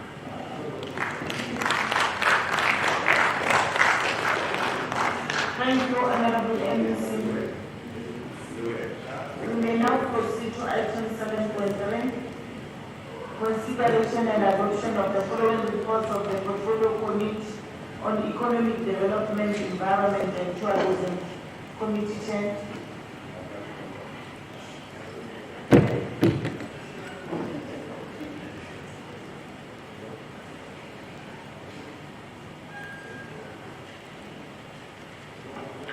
Thanks very much. I will stand before this August House to present for consideration and adoption by this August House the Oversight visit report to Fetakgomo Special Economic Zone on the 12th of August 2022. Thank you, Honorable Chair. Any second? Honorable Kala? Yeah. I support the motion as tabled by the Honorable President. Thanks very much, Honorable.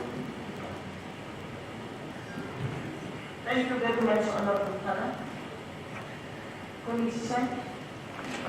Honorable Speaker, I will once again stand before this August House to present for consideration and adoption by this Honorable House the Oversight visit report to Potlakeng Reserve on the 11th of August 2022. Any second? Honorable Onyama. Thank you, Honorable Speaker. I have to second the move by the Honorable Chairperson, Honorable Sefateng. Thank you very much. You may proceed, Honorable Chair. Honorable Speaker, before this August House, I stand to present for consideration and adoption the Oversight visit report to Tshepong Chrome on the 11th of August 2022. Thank you. Any second? Honorable Man. Your place your hand. You want to second, please?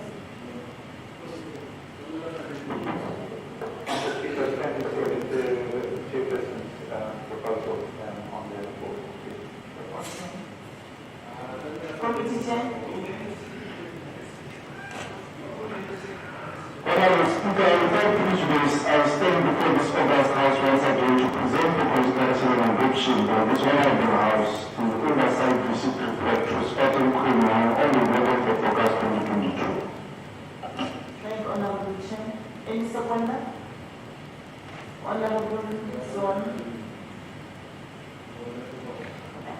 Thank you, Honorable Speaker. I again, Honorable Selamela, on the move. Thank you. Thank you very much.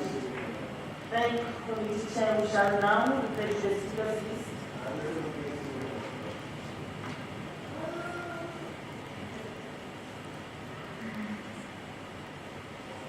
The first speaker on our list, Honorable Mission.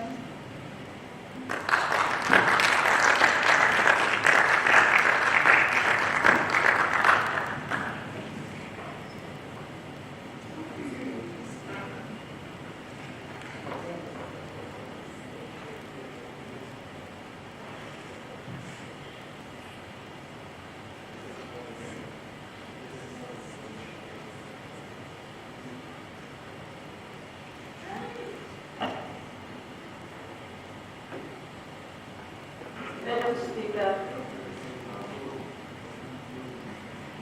Honorable Premier National,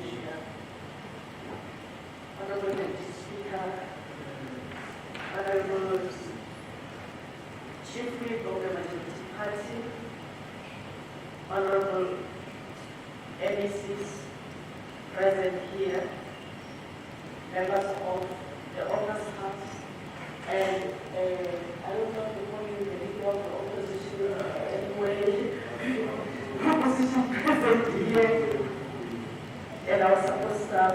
I greet you all in the name of our Lord and Savior Jesus Christ. Madam Speaker, we, the Portfolio Committee of the LEDET, we have a new room in the House. I'm going to take this moment, Madam Speaker, to welcome our ANC, new from the box. We welcome the ANC, we welcome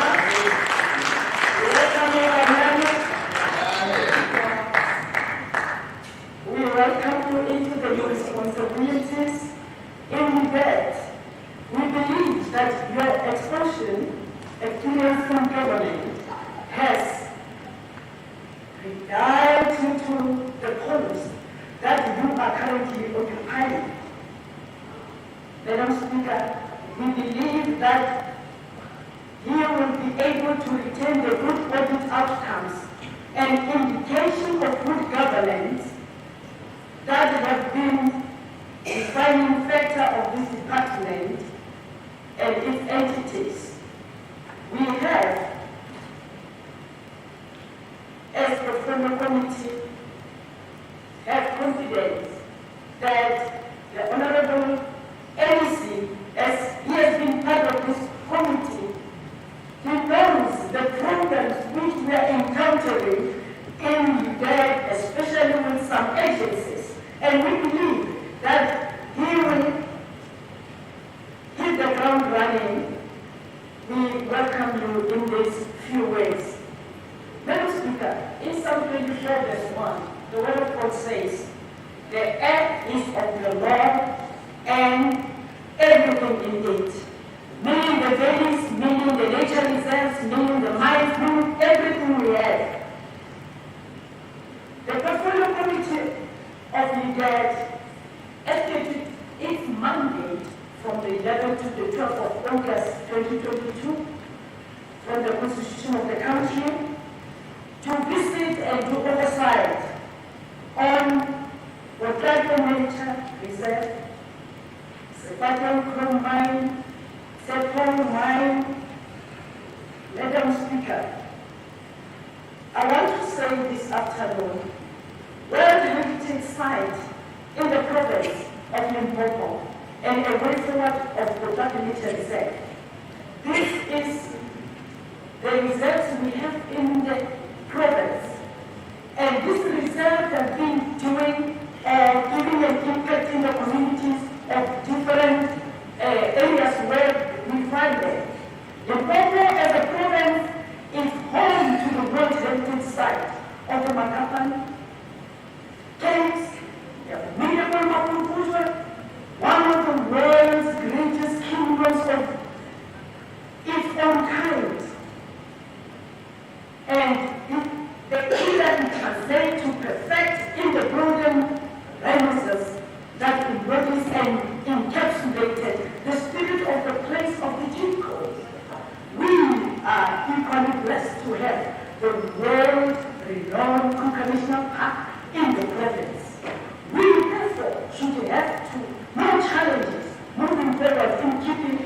to the standard that already defines nature reserves and heritage sites on our province. During our visit to the nature reserve, we were disappointed by the overall lack of maintenance of the nature reserves. In its prime, the reserve was the destination of choice for school groups, for birthdays, for weddings. We would go to, people who come from Sukukune, they know, we would go for our weddings there. The consistent lack of maintenance means that the reserve is no longer attractive to visitors as it was before. We are also concerned that there is no proper auditing of animals in the nature reserve. This means that animals could easily be stolen or poached, and there would really be no way of keeping stock of the department's assets, in the sense that animals are assets of the department. Honorable Speaker, honorable members, we are also worried about the long sustainability of this nature reserve, given that there is a very serious scarcity of water in the reserve, and the reserve relies on a borehole, relies on the borehole to maintain its water supply. We recommend as the Portfolio Committee that MEC, as we visited the area, we recommend that the MEC should go and assess and see what we have seen, so that the level of dilapidation, and also come forward with a tangible plan of action to address that anomaly. The nature reserve has potential as a place for relaxation for the surrounding areas and external visitors, as well as the potential to create employment, but its current state leaves much to desire. Madam Speaker, there is a dilemma of water shortage, as I've already alluded on that point, and there are no rivers in the vicinity of the reserve to support the wildlife. The nature reserve is encapsulated, I said, by mines, which could be a challenge for the animals in the reserve. There is a high unemployment rate in the surrounding communities, and they rely on the nature reserve and the mines for employment, while there is high need for specialized skills. The reserve should be continually supported to ensure that more of the interns are included in the program to make more impact in upskilling the graduates and increasing their eligibility for professional employment, and to be able to find themselves with the qualification they have. The Portfolio Committee requests a status report, Honorable MEC, of all nature reserves in the province, indicating common challenges and individual constraints per site, including endangered species and required proposed intervention. Madam Speaker, the province has a total number of 43 reserves under the ambit of LEDET. But if the general state of this nature reserve is similar to what we saw at Potlakeng, then we certainly still have a very long way to go. As I said earlier, in our province of World Heritage Sites, surely we can do better and take cue from the excellence we see in Maputo and the traditional art. Madam Speaker, we visited to Tubatse Special Economic Zone.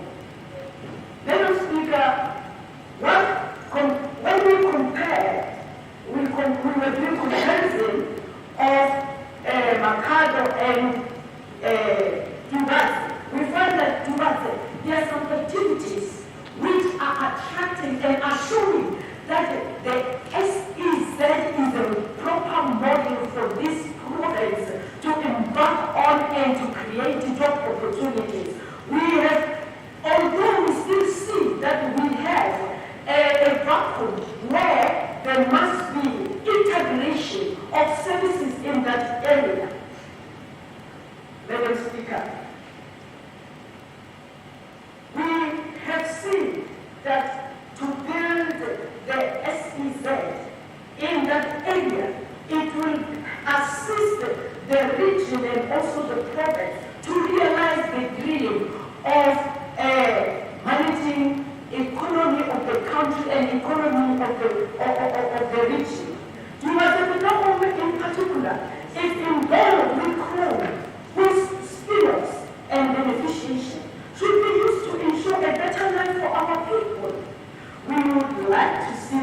development as such witnessed with the Royal African community, whereby development has truly benefited the people and not just an allied few.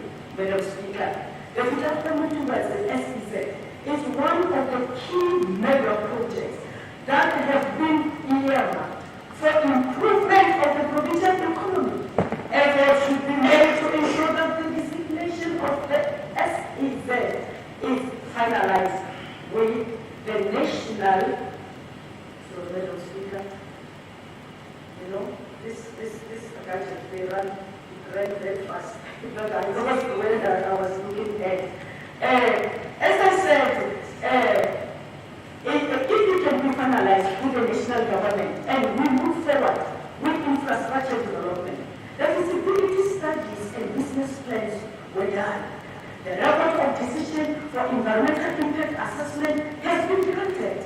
Government made commitment of 35 million for 2 years running for the preparatory phase of the SEZ. Madam Speaker, this includes the funds, land preparation and clearing. The agreement for the implementation of SEZ was signed between the four parties, namely LEDET, Limpopo Legislature municipality, Tubatse local municipality. In conclusion, Madam Speaker, we should, however, want to see dust rising and the project getting off the ground. We should take care and not to have endless feasibility studies year after year and spending money for where we don't see the output which is tangible. Madam Speaker, once the feasibility studies and business plan stage has been done, we should now see the project rising from the dust. And with the mines, what we have observed is that we still have a serious problem with illegal mining. Because immediately when we left the Chrome mine, we understood, we were given a message that people were arrested who were doing illegal mining. So we need to then guard the issue of illegal mining, because this illegal mining is infringing into disturbing the growth of our economy. Madam Speaker, the portfolio committee, having undertaken the site visit there, made the following recommendation. There should be synergy between stakeholders, for instance, SEZ planning to build hospitals, schools, etc., to avoid duplication. There should be intervention to mobilize all stakeholders to ensure that there are no disruptions to the development of the SEZ. This will require a high level of stakeholder engagement and mutual beneficial relationship with traditional leaders and traditional communities in particular. Madam Speaker, land invasion should be addressed urgently, since people can start to invade land which has the potential to derail the project. All land claims issued should be resolved, working closely with traditional leaders and communities.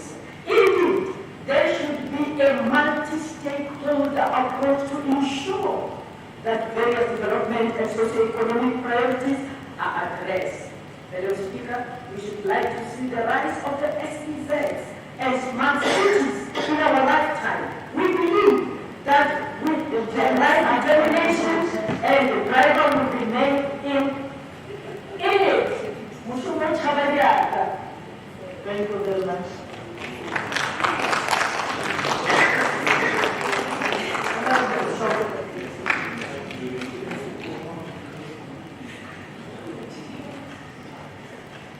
Thank you, Mr. Speaker. Honorable Judge, what will our Honorable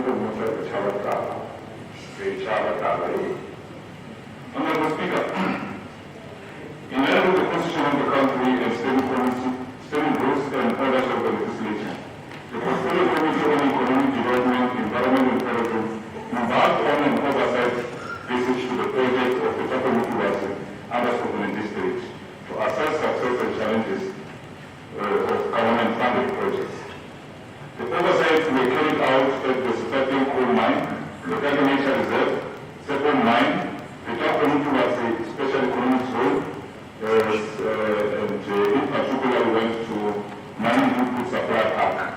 under Fetakgomo municipality. Honorable Speaker, ideally, all state-owned institutes are expected to be catalysts towards sustainable job creation and economic growth in the province. But the reality tells us that the incompetence of ANC political weights and the senior management of the department, it goes against what is expected. This is exonerated by high vacancy rates in the SOE that direct them to the brain. Honorable Speaker, on the Sefateng Chrome mine, the mine is majority owned by government through corridor mine resources CMR subsidy of LEDA. The mine is located adjacent to 3 communities, Tshepong, Apasha and Amamba, which owns 5%, Uletu owns 89%. The ESF is puzzled that the ANC government is failing to use its major shareholding in the mine for the benefit of our people, because the strategic partner of the CMR is closely related to the premier of this province, the owner of that company. The visit was informed by the outcry of the community that they were not receiving dividends, while CMR is not recording positive financial statements. Honorable Speaker, the oversight visit revealed that the company is not disclosing the production yield and the financials to the shareholders in a transparent way, especially the communities, where workers are not included in the shareholding, something which the EFF will pursue with LEDET. Honorable Speaker, the EFF is aggrieved by the cosmetic involvement of our SMMEs in the mining, because there is no deliberate move to involve them to involve local SMEs in strategic and technical business of the mine. Instead, they are only relegated to catering and supply of papers. Honorable Speaker, the EFF called on CMR to use its majority in the mine for the benefit of the surrounding communities, not the company which is associated with the premium salary. Tshepong mine, Honorable Speaker, the mine is an open cast mine that was 100% owned by CMR.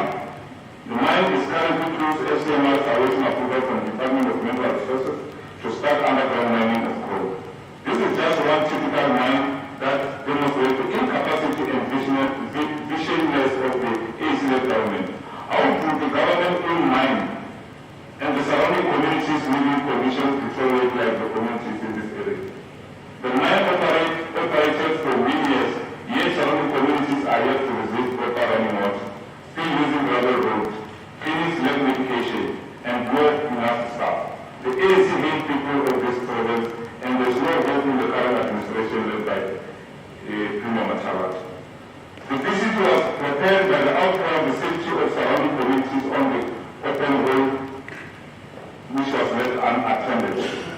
The visit discovered that the open road field is filled with contaminated water that spills from the nearby mine. The ANC-led government sees nothing wrong that this poses a health risk to the communities that graze around the mine. The community members that may also be tempted to fetch water from the same road.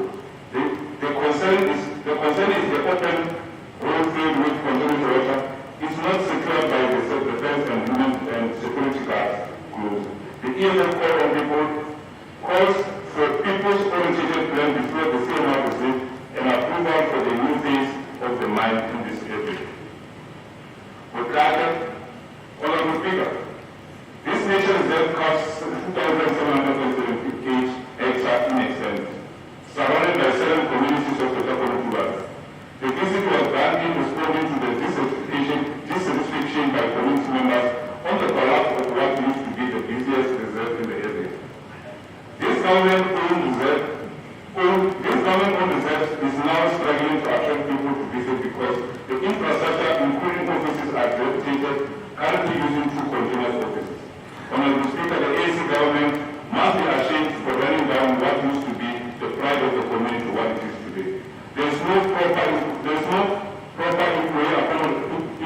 accommodation in allocated human resources, no skills development for community members. All the matters identified will be taken to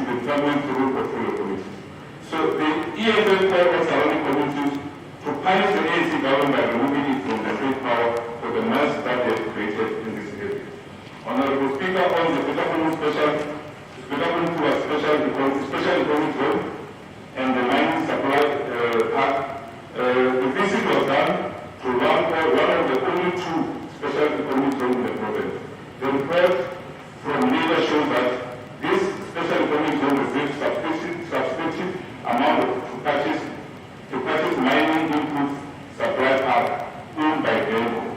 Currently, Honorable Speaker, we have to report to you that as it stands now, there is nothing that is happening there. We only be focusing on the plans and signature and agreement that are there. The mining input supply is currently operational, and we are yet to see the plan around the deal. The other portion of the land earmarked for this special economic zone is affected by illegal occupation by unauthorized establishment of residential area, and there are some firms that are already operating in the area. Honorable Speaker, the ELF believes and supports the idea of purchasing this mining input supply park, but much worried about the Bronco and its data protection and business. The ELF calls for transparent transaction process between Fetakgomo Tubatse Special Economic Zone and Limpopo, and ensure that the price is competitive and does not drain the coffer of the state. I thank you. Thank you, Honorable San.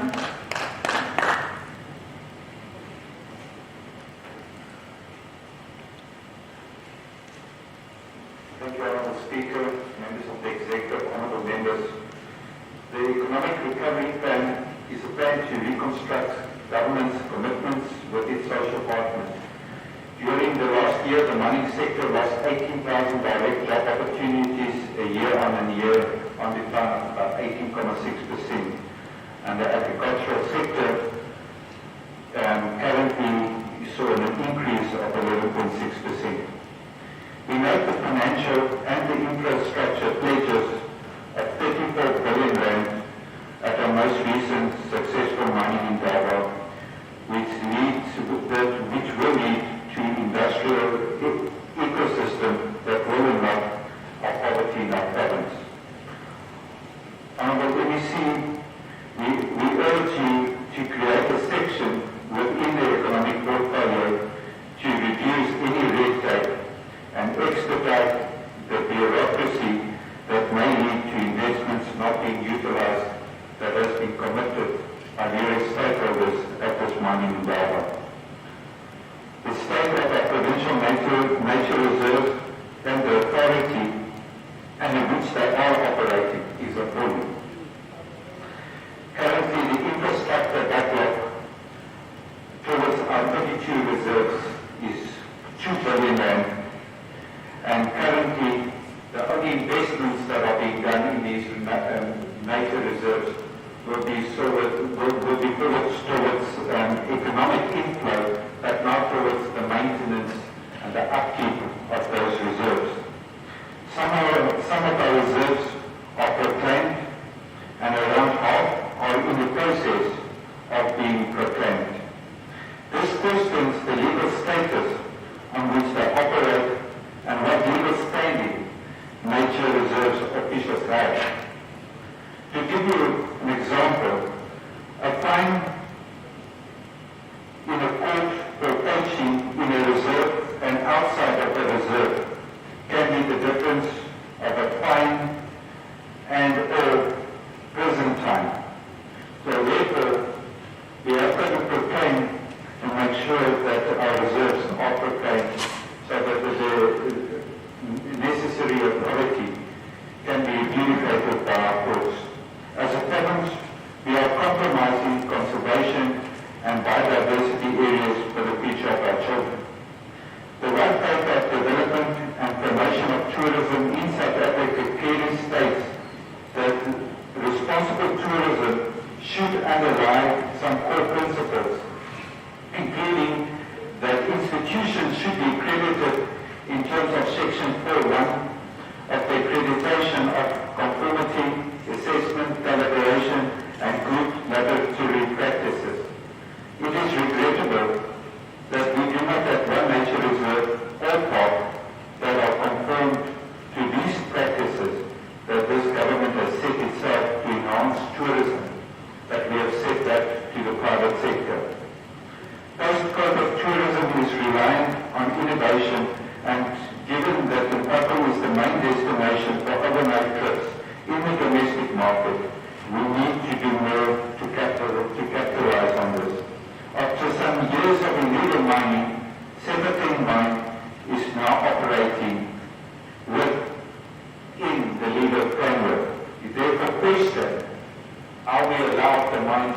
operate for the first 3 years without the necessary legal permits in place. Feasible studies indicate that the mine can operate for the next following 20 years without any further expansion. We are, however, concerned that Tshepong mine that is under care and maintenance has neglected its duties to protect the environment by allowing the adjacent Marula Chrome mine to dispose its plastic water in the open cast mine. We therefore, as the portfolio urge, as the shareholder of government, to interact with Marula Chrome mine to rehabilitate the water resource currently. The mining area has not yet been rehabilitated, and if inspections are to be conducted by DMR, the LEDA, as the shareholder, may be exposed to some heavy fines in the very near future. CMR's ability to fund the rehabilitation is questionable, and it has proven that its business model has neglected and negatively affected the current shareholders. Thank you, Honourable Speaker. Thank you, Honourable Ismail. The Committee Chair, Honourable Flamulela.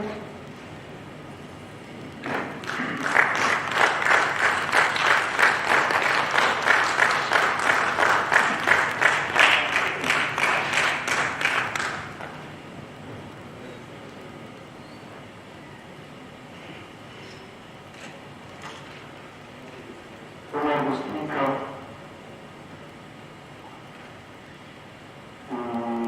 Honourable Deputy Speaker,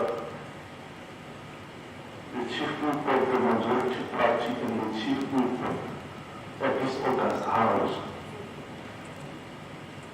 the local government business, the chair of chairs and the deputy chair of chairs in absentia, members of the Executive Council of our Limpopo province, friends, countrymen, compatriots, allow me to equally join the Honourable Dr. Mchadi in welcoming to this forum the new member of the Executive Council in the form of the Honourable Nana Kanani. We welcome and congratulate him on his new responsibility. And in the same vein, congratulate the former Honourable the Honourable Tabuku School and congratulate him on his new responsibility of working with Honourable Nat Simeon. Honourable Speaker, it is correct and true that on the date of the 11th and to the 12th of August, we as a performing community, empowered by the laws of this country, and surely empowered by carrying on our shoulders the responsibility of this August House. We visited various economic points in this particular province, particularly in the district of Skupuni, or in the region of Skupuni. We took that to one of the stroke not only to comply with the laws of the country and the laws of the House. We also did that also in the community as part of our responsibility to empower ourselves about the developments on the ground and put ourselves in day-to-day direction so that we are on the same page. We're on the same page with the reports that we are receiving in our responsibility as a portfolio committee. We visited Honourable that particular district and showed it to the people of this province and of this country. We are saying this Honourable members precisely because in the document we visited almost all the various phases, the phase 1, phase 2, phase 3, of that particular project. And we are waiting for the development that are currently underway. But key for us, with strong colors that, and which is a call that we are making to the NEC. Honorable Member, may we refrain from calling other honorable members' names? Okay, thank you very much. Thank you very much, Honorable Speaker. I'll try myself to be in line. We have called, and we call upon the Honorable NEC to ensure that as quickly as possible, through the intervention working side by side with the national government, with the central government, the designation of that special economic zone is finalized. It must be finalized because we strongly believe in the development that we are seeing on the West. It is to kickstart, and if indeed in the knowledge of the honorable member of the ruling party who was here, we will soon see the dust rising from the ground. And we strongly believe that when the dust rises from the ground, an opportunity will be created for job opportunities for our people, and particularly the young people, and that businesses in that particular jurisdiction will start to improve their economic fortunes. We are calling on the NEC as a portfolio committee also to ensure that part of that particular growth must include and not limited to skills improvement and empowerment to our people. We must benefit from that particular project. We strongly believe in our NEC that there is much to be learned from the current progress that has already been noted in that particular area. Honorable Speaker, we equally on the date of the 11th visited Potlakeng Game Reserve. The Potlakeng Game Reserve is on R37. As you know from Potlakeng past Pudumani, we go from Pudumani to Delta Sport. We are not happy with the state of affairs in that particular game reserve as a portfolio committee. We are not happy, as we are not happy with the developments in many other game reserves that we witnessed and visited in this particular province, including the reserve that we actually visited a week ago. But what gives us one, which is progressive of this government, is the fact that we visit this game reserve at the background of this portfolio, this department, having submitted before us what we requested a commercialization report of all the game reserves. We are still alive with Manama, looking forward to an opportunity to engage with you on that particular commercialization report. And we strongly believe that when that commercialization report is implemented, the current state, as well as Osman has spoken about, of the state of dilapidation that is there, and the appealing conditions that our people, workers, live in that particular game reserve will be improved. But also that the opportunities that will come as a spin-off of implementation of the commercialization report will enable the people of that particular area to find opportunities, work opportunities in the most particularly the young people in that particular game reserve. Honorable Speaker, colleagues are correct who came here before me that we also visited Tshepong now on that particular day. And when we visited Tshepong, the first appealing thing that we noticed is the wastewater dump hole, which has a capacity to poison the animals in that particular area, but that has a far-reaching environmental law-based implications. And we have implored on the department to quickly, and the colleagues from the Limpopo Development Agency, to quickly look into that particular matter and attempt to expedite it together with their NGT, the Corridor Mining Resources. In that particular area, we have also been alerted that the fence has been erected several times and has been removed. We have said and we are saying it cannot be an excuse that we do not have a fence to actually surround your property only on the basis that the people are still in it. You have a responsibility of the NEC together with your team to ensure that there are proper processes in place to ensure that the security of that particular area is guaranteed. Precisely also because we have really seen that there is sporadic elements of illegal mining in that particular space. We take that on the same day, call everyone to speedily look into that particular matter and attend to it as Honorable Dr. Mchadi has said. We are really, really concerned about that. Honorable Speaker, our struggle is and has always been a struggle of memory against poverty. When our people met in 1955 in Cape Town, when they pronounced in what we call the People's Charter or the Freedom Charter, they have said the wealth of this country will be shared among its people. And that is the story that we witnessed as we moved into Sefateng Chrome mines. It will be unfair and injustice of me to live here without refuting insinuations and allegations and malicious gossip that seek to suggest that there is any to the end of the persona of the owner of the premier of this province in Sefateng Chrome mine. Not in any single engagement that we had with those that we met in that particular oversight, was there ever a mention of the role played in that particular resource or in that particular mine of the persona of the people, the person of the premier of this particular province. So we must refute, we must dismiss, we must treat with the contempt we deserve such malicious gossip presented before this August House and before this wonderful woman, such a gossip.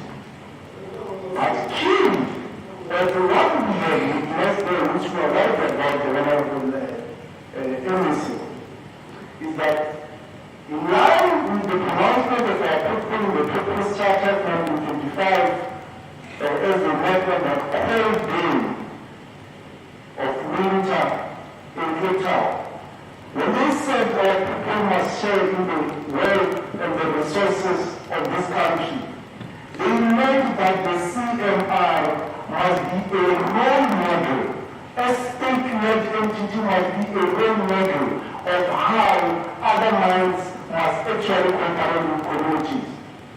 We have said when we arrived at CMR that we do not find any justifiable reason why the CMR cannot declare dividend to the state, because we strongly believe, when I can say and other members, that if indeed we are to move as a collective and as a people towards ensuring that LEDA as an entity is profitable, what must happen is that it must start with profitable and effective resources such as CMR. Therefore, we call on you upon the LEC and the team we work with to really look into the structure of CMR as to why would you have a mining company that does not actually declare dividend to the state when the mine itself is profitable. We have said, in line with that call of our people in Cape Town, that one of the things that must happen with what I also has mentioned is that you cannot continue to have a situation where the procurement of our people is only limited to basic necessities. We have called on the state and we are calling on the state to ensure that our people continue to benefit into industrial machineries that are for mining in that particular mine, because when we do that, we will be able to improve the livelihoods, we will be able to use our procurement power and our procurement spend to turn around and transform the economy and the livelihood of our people. In conclusion, Honorable Speaker, we are saying before this August House that with this visit, we are more determined and more convinced than any time ever before that as a people working together, we can do more. That indeed working together, the sun shall never set upon us. And we have a duty and responsibility to make the lives of our people better. I stand before you, Honorable Speaker, to present the consideration before this August House this report. Thank you very much. Thank you. Thank you, Honorable Snowden. Honorable MEC, I'm making a suggestion that we allow all members from the department to finish the debate and then we'll come at the end. Yes. Is it fine? Okay. May we proceed to item 7.1? consideration and adoption of the following report of the Portfolio Committee on Economic Development, Environment and Tourism Committee Chair. You may proceed. Honorable Speaker, thank you very much once again. Before this August House, I present the annual report for the Limpopo Economic Development, Environment and Tourism for consideration and adoption. In second.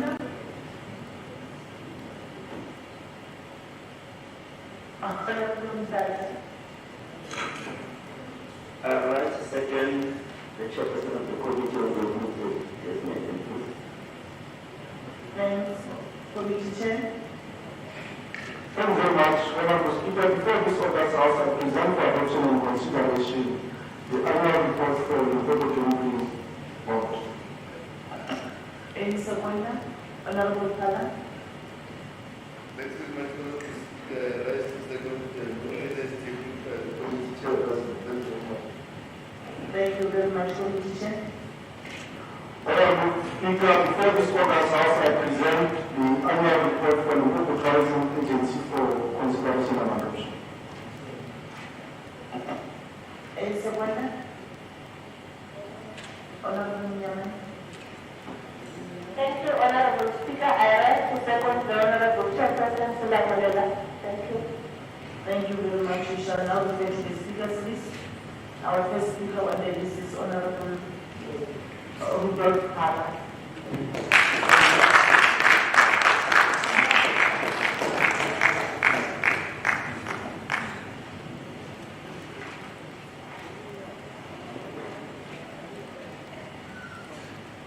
Thank you very much, Honorable Speaker. Thank you very much, Honorable Speaker. Honorable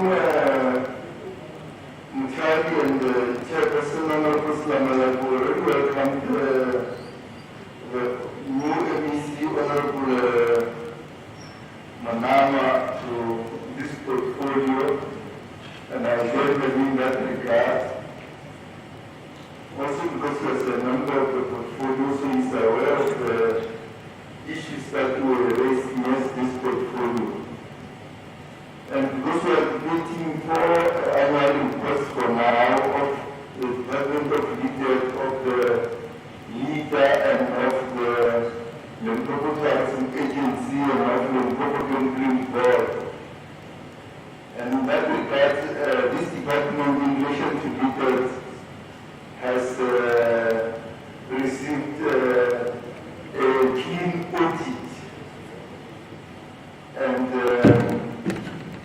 so we hope that the Honorable MEC Munama will continue that good work of ensuring that the department is one of the best performing departments in the province. You will remember what we always say here without fear of contradiction, that the provincial treasury, which has received this year, the year we are talking about, the 6th consecutive clean audit, and the Office of the Premier, which is following thereafter, are two of the best performing provincial departments and some of the best provincial departments in the Republic of South Africa. And we will say that without fear of contradicting ourselves. So we hope that this department that has moved to clean audit of LEDET will also remain there. And we also take this opportunity, as the Chairperson Slammer has already done, to thank Honorable MEC Mkoni for the thankless and difficult work of taking the department around. Honorable Mkoni will tell you a story of one time he goes to a committee, what is it called? A very harsh and tough and difficult committee of the legislature. What's it called? It's a short name, otherwise referred to as the Drinking Committee on Public Accounts. And he's there up to 4 o'clock. By 10 o'clock, one of the members there rises and says, this department is talking nonsense. And when the commission stands up and says, didn't know what says to the chairperson, Honorable Chairperson, grew up in a church. As for myself, I'm a church person. So I'm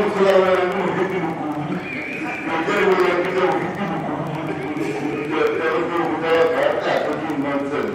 So that's why we come from in the department around to clean audit wages today. And I hope other agencies are making that. So thank you very much, Honorable Mkoni. Job well done. You have done well serving the people of this province. We will send this department around to clean audit. And we hope that when you are going to will also do the same. And also when we come to debate, there is something called announcements, statements, and committee reports, where the reports that we debate here are good, but we can go to recapitate them undigested, so that we repeat what is in those, so that the people who represent of this province can know what we do on their behalf in this legislature. I will go to some of the issues. One of the issues we raise on the MEC sharply in those reports is that we are interested in the progress we are making in post-COVID-19 economic recovery as a province, which is an issue that we've been talking about for some time. That once COVID-19, which has held away our economic growth and job creation down for some time, leaves us, we must be able to have economic recovery beyond COVID and take the province forward to better economic growth and job creation for the people of this province. So it's better that we are following up in this annual report, and we will follow it up as we go forward in the financial years we are on. Now, one of the issues we raise sharply is progress that the department is making in completing the various industrial parks in the province, which industrial parks are very useful to industrialization, number one, to economic recovery, number two, for job creation, very important. That are in Sishio, Shanti, Nambangu, and other places in the province. And we hope that that work, which the department has been doing some time, should make some progress now, up to now, of completing the work that has been done to turn around the industrial parks in the province so that they serve the people of our province and making industrialists better. And we are also looking, which is one of the matters overshadowing everything else, which is, well, and we've been doing that since the beginning of this term. We should make progress on the catalytic industrialization program of the province, so that we turn the province around. The province must not remain an exporter of raw materials to other places where they are fished out in factories and industries elsewhere. It's a matter we raise in every debate here. But if you produce, if LEDA is one of the biggest tomato producing citrus farms in this part of the world, we should be able to work in a way that we have fruit juice, orange fruit juice producing plant in LEDA itself, not in Johannesburg, not in Durban, and they get transported back to Limpopo when they actually come from here. And if Bembe is producing so much avocados and mangoes and bananas, we should be able to have industries of factories of that kind that are able to produce mango juice and tomato sauce and things of that kind in this province. And if we have got a diamond mine in Musina there, we should not, the diamond should not be transported to Switzerland where there is no diamond mine to be fishing. we must create an opportunity for people to fish in that diamond here into a diamond ring and other diamond products that come from diamond, so that we create jobs and create factories in this province. And if in Sukuna and Waterberg, there are those huge platinum group metal mines that produce platinum and so on. We should be able to create factories that produce catalytic converters for vehicles and oxosis and other modern things that are produced using platinum in this province. So that there are factories here. We don't have to transport, as you see the trucks causing accidents in Pongola, in Guadeloupe. We don't have to take them on a truck to go to the and they get transported to Sweeter land, where there is no mine, to be fishing into catalytic converters and car oxosis and other categories of fishing things that are done out of platinum. We should be able to produce those things here and industrialize and create factories, and in that way the economy will grow and we will create jobs for the people of this province. And in that way, we will not have a situation, Honorable Speaker, that when the mines leave, because mines are not permanent, they mine what is below the soil and it gets finished. So once it is finished, as you see with gold in Johannesburg or with asbestos and Honorable Speaker, you will see once the thing that they mine is finished, the mines leave, and usually they leave coast towns. I don't know who has been to a place called Angie or a place called Fetakgomo in the Free State, where there was a huge diamond and gold mines for 400 years, from around 1886 to around the 1980s.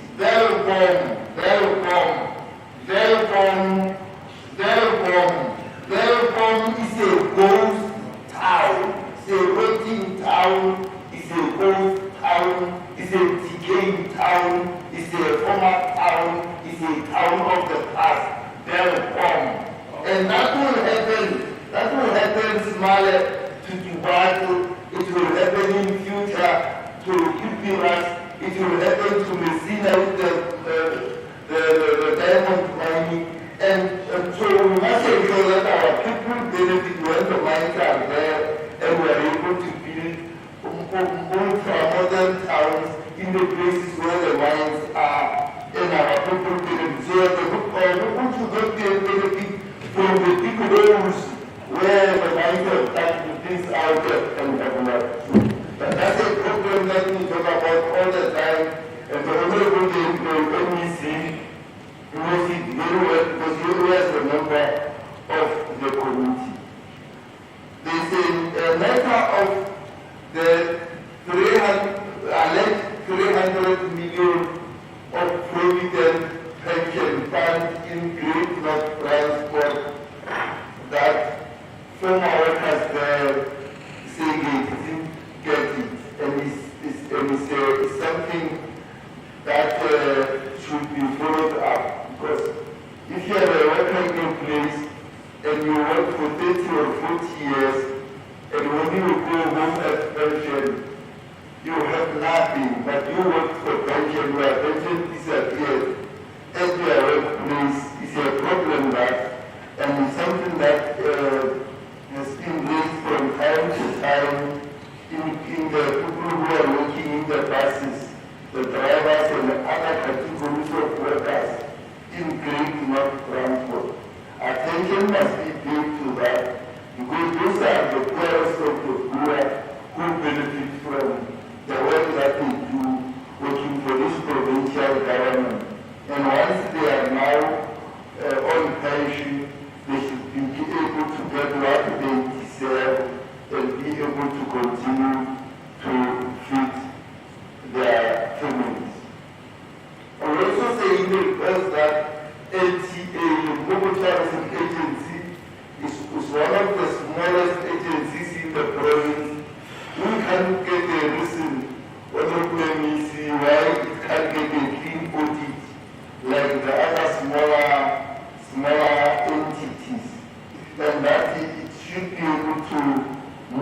a clean audit so that when we come to talk in the next year, now that the department has got a clean audit and the Limpopo Gambling Board is moving nicely, cruising, LTA, Limpopo Tourism Agency, will also have got a clean audit because it's easier. We are mentioning it, but not only that, because LEDA is a bit bigger, so it may theoretically be a bit difficult to turn it around. But LTA is far smaller from all angles, and it should be able to get, if all hands are around the back, it should be able to get a clean audit.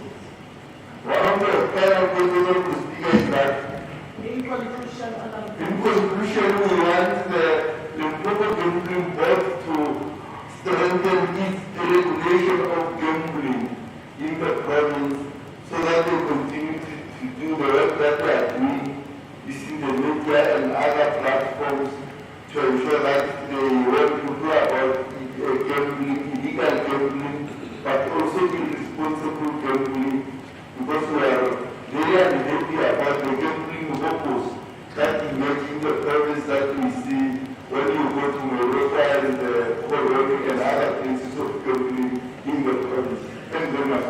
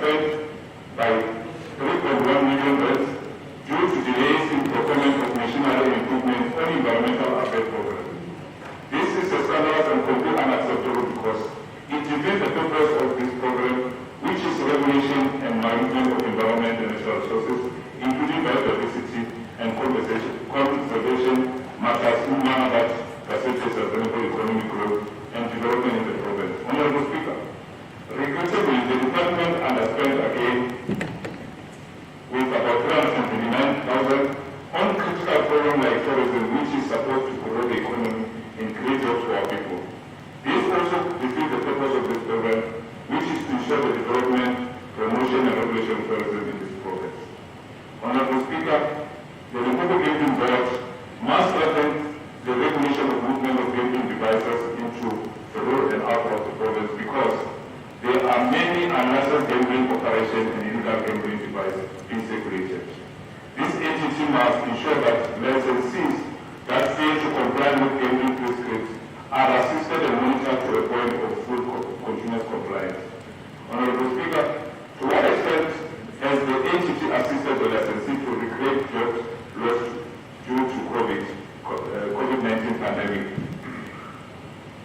Honorable Speaker, the transformation of tourism industry should be prioritized, and this capacity building should be done, as well as to support tourism SMEs. The question I will ask is how many SMEs did the entity support during the period under review? Honorable Speaker, it is hard for LTA to improve its audit outcome to clean audit in subsequent financial year. The ESF is concerned that there is no compliance to prescriptive supply chain management unit. This entity characterized by poor internal controls. It will be difficult for the entity to obtain clean audit under the circumstances. Honorable Speaker, the entity should improve their revenue generation, contribute significantly to the provincial revenue fund and or provincial treasury as in the previous year. Honorable Speaker, the question we're asking is what are the key revenue streams for this entity that drives economic growth and job creation? And how many young people in Limpopo are in tourism business, and how many have been supported during this period under review? Honorable Speaker, there are many businesses in tourism sector established by young people that have since been closed due to lack of support by this entity. If the entity cannot support young people for them to participate in the economy, how are they going, who are they supporting? We thank you.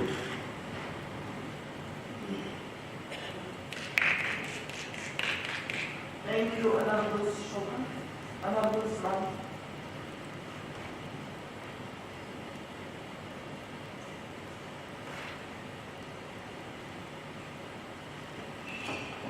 Thank you, Honorable Speaker, honorable members. Local economic development is one of the best ways to alleviate poverty and unemployment. To this end, our 2 special economic zones need to serve as platforms for accelerating integration into the global trade, combining foreign technology and know-how with our local labor, which will transform our rural economy. With 104 employees who have left the department, including the CFO, LEDET has a vacancy rate of 59%.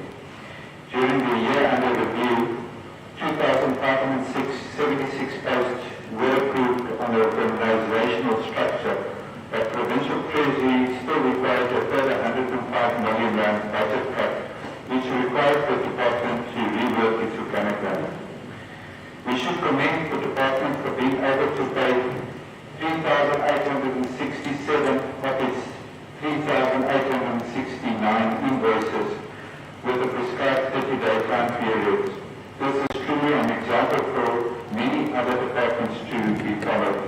It's unfortunate that the department did not meet its required number of liquor license applications within 120 days, as well as developing a liquor license system through CETA, which led to a 1.7 million rand underspend.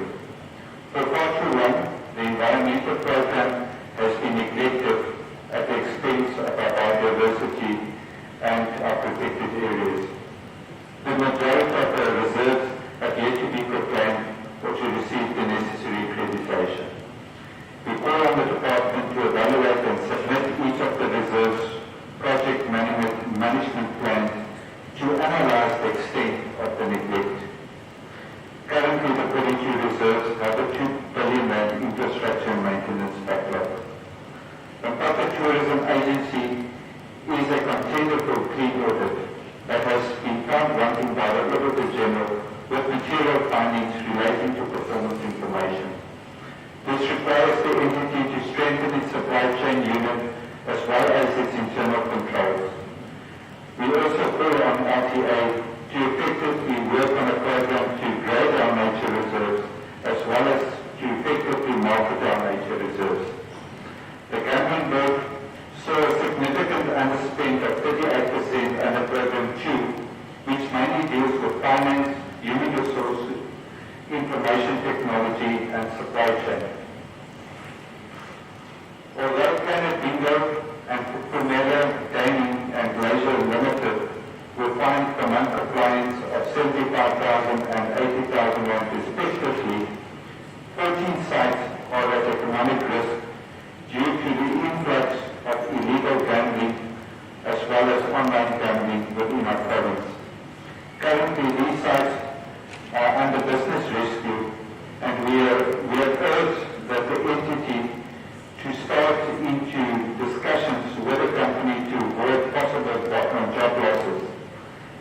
gambling board needs to do more to combat illegal gambling and increase the efforts to market legal sites. Gambling is a form of amusement for one person out of every 10 South Africans. Furthermore, recent estimates place the national gambling industry's annual total income at about 35 billion rand. Experts predict that this number will rise by 6% every year in the future, and the Tobacco Gambling Board needs to increase the province's share of this revenue. I thank you, Honourable Speaker. Thank you, Honourable Slime. Honourable Slime.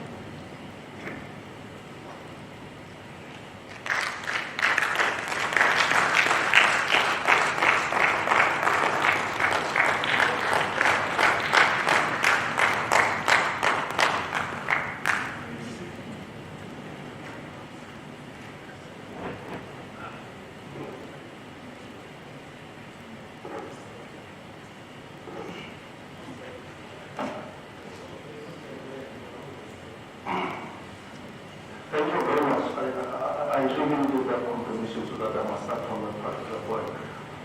Honourable Speaker, the Deputy Speaker, the chairs, leader of government business, the Chief Whip of Majority Party, the leader of the House, the Chief Whip of the House, friends, compatriots, in my language,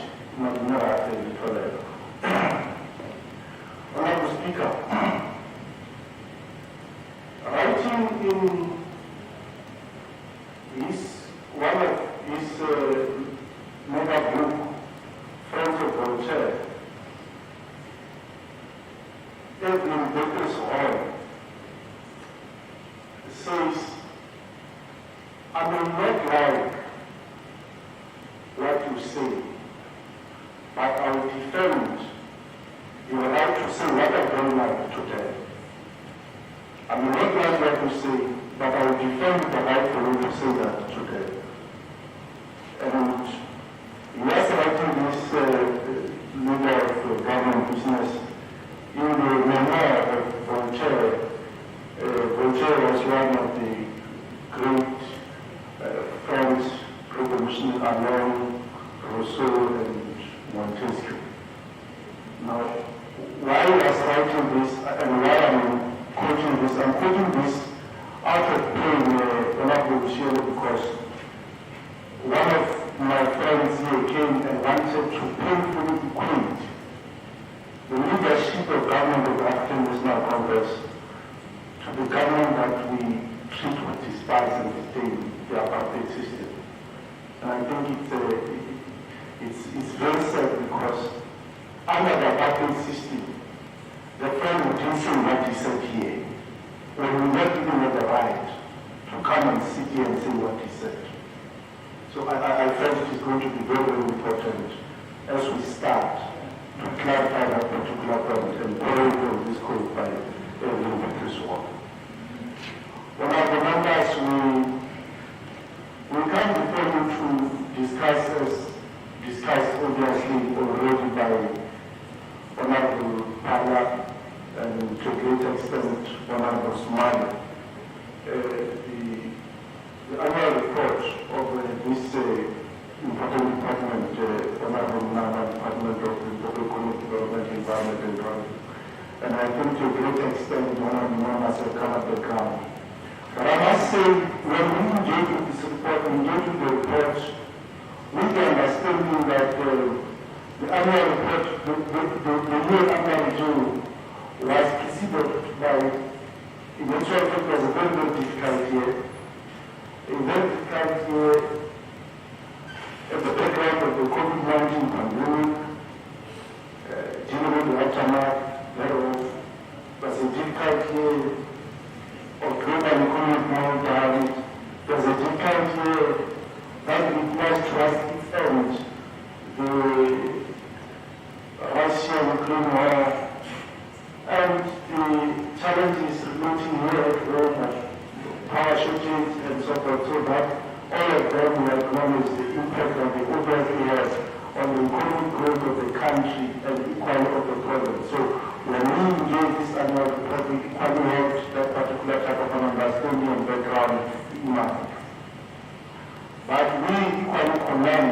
as Honorable Principal has said, Honorable Bala, the positive audit outcome, which is commendable. And we commend you for continuously doing that particular work as a department to ensure prudent, effective, efficient, and economic use of public resources, because the positive outcome serves as a very positive story of how much you are working to ensure that you use the resources of the public prudently, effectively, efficiently, and economically. So we commend that. But we have impressed that one of the things that you should, together with the Department of Provincial Treasury, work on is filling of all budget pools in the department. Because budget pools do not only undermine service delivery, but they deny our people an opportunity to get space to participate in building the economy of the country, but also earning a living out of that. So it's one of the things that we first told that we might have to look at as a department. We continue to call on the department to implement the recovery plan, especially as you have said, we are aware that we're engaging into the backdrop of economic meltdown and the backdrop of the COVID aftermath. So we have presented before us during that particular time a turnaround recovery plan, post-COVID recovery plan, and we call on the department to continue to implement that. We already developed here about the development around and about Limpopo Special Economic Zone, especially the delay thereof. We employed on road and we employed as a committee on the department to upgrade as far as Limpopo Special Economic Zone, and I think we are agreed in that regard with one of the members who came before us here. It cannot be appreciated around the Monama that the department, which is supposed to be a lead in terms of exemplifying any other contribution to the economy, can be the one that is finding the wrong in terms of the paying suppliers on time. It's an appreciable, it's a matter we must never discuss again with you in the department. When the provincial treasurer and the national treasurer are saying we need to pay suppliers within 30 days, such omission can be tolerated if it happens in social development or in sports. Not that is appreciable, but we can tolerate that. But we can never tolerate a situation where the department responsible for the economy is participating in a process that then undermines the plan of previously disadvantaged individuals in the economy. So it's a matter that we will work on and that we are going to look on speedily. Honorable Speaker, when we report also we have said it earlier on as we were discussing the Oversight visit report, we received the commercialization report of your game results. We need to move speedily on that. Honorable Pala has said, their raw material exploitation must and should be the issue of the past. Therefore, the revitalization of the Limpopo Legislature, industrial parks and surrounding industrial parks is a matter that we cannot lay our needs in terms of discussion. It's a matter that we must come here and report that it is actually finalized. We're worried about the developments in green transport. We will continue to monitor that as we move into the new financial year, because it is true. We have adopted the green turnaround strategy, and we need to start seeing and harvesting the frustration of that particular strategy that you adopted and presented before us to consider. We have come to this particular house and appropriated a budget for implementation of that particular strategy. Therefore, the turnaround of Great North as a necessary tool for economic development in terms of facilitating movement of our people, the human resource, the skill setters, and every other person willing to move and the resources remain critical at the center of economic emancipation and development in this particular province. We have also said that you need to invest much as a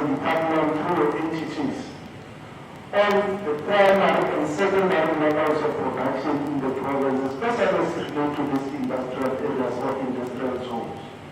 This is precisely because of our very understanding that these levels of production have capacity to create a much needed jobs among our people, the previously the marginalized, the people living in destitute poverty-stricken and so forth. We have said that and we strongly believe that if we have to invest in these levels of production, support these levels of production, we should be able to turn the wind of economic fortunes around and therefore realize the wishes of our forebearers when they left in Cape Town on that particular fateful day, where they defined the course of the South African struggle. It is against this background that we are very, very worried about the developments in the work of our country, because it has since become a talk show, year in, year out. We come here before this August House, the right of the Premier Council through the State of the Province address speaks about it. You come here in the budget as members of the Executive Council pronounce, but we are not looking at communications. We have no doubt whatsoever that we have the capacity to turn things around, and we strongly believe that we need to employ this particular matter for them to look at closely. Well, based on the LGB report, and I think we continue to commend the leadership of the LGB led by yourself, the members of the board there, the executives there, for continuously ensuring prudent, effective, economic and efficient use of the public resources in terms of the Public Finance Management Act, such that they continue to retain clean audit. That is commendable. We commend that. And in the same way, we call on them as well as said, because we do not want gambling labels in the law of power. We need responsible gambling. And part of responsible gambling requires of us to combat illegal gambling. That the intensification of the struggle against illegal gambling is very, very important in essential to what we need to be doing. In the same way, we need to ensure that the gambling board feels all the budget goes so that it can function effectively. But we have also referred on the Independent Pricing Agency, one that the pricing agency must continue to market and profile and increase the profile value of the province, thus ensuring that the province becomes a price destination of choice number one. As I conclude, Honorable Speaker, we have no doubt whatsoever that with this report tabled before us, having produced and well treated, this is a guarantee that there is necessary capacity to deliver us from the economic works of our yesteryears, characterized by the very system that is now in place by our friends today. And we have no doubt that the African National Congress shall lead us to common Jerusalem. Thanks very much. Thank you.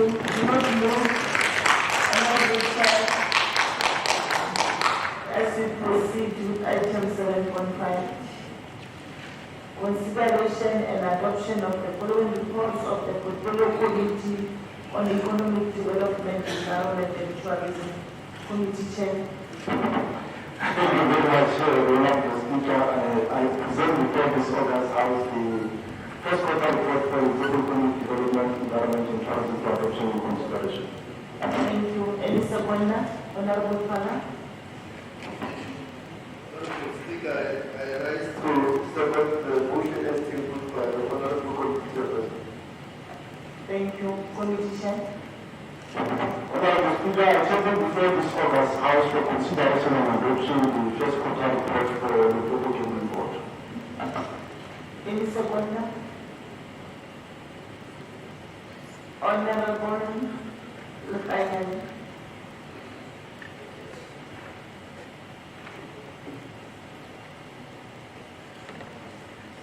Thank you very much, Honorable Speaker. I, like the Maran Khan, will support the motion as presented by Honorable Chair. Thank you, Chair. Committee Chair. Before this House, Honorable Speaker, with the sense of humanity, I present and table the first quarter report for the Limpopo Economic Development Agency for consideration and adoption. Thank you very much, Honorable Chair. Any seconder? Honorable Dana. Thank you, Honorable Speaker. I want to second the short of Honorable Slambana on the 3. Thank you very much. Thank you very much, Committee. Honorable Speaker, lastly, before this August House for consideration and adoption by this Honorable House, I am changing the Limpopo Tourism Agency first quarter report. Thank you very much. Any someone? Honorable Snan? Honorable Speaker, 22nd report is tabled here. Thank you. Thank you very much. We shall now refer to the speakers list. The first speaker on the list is Honorable Pala.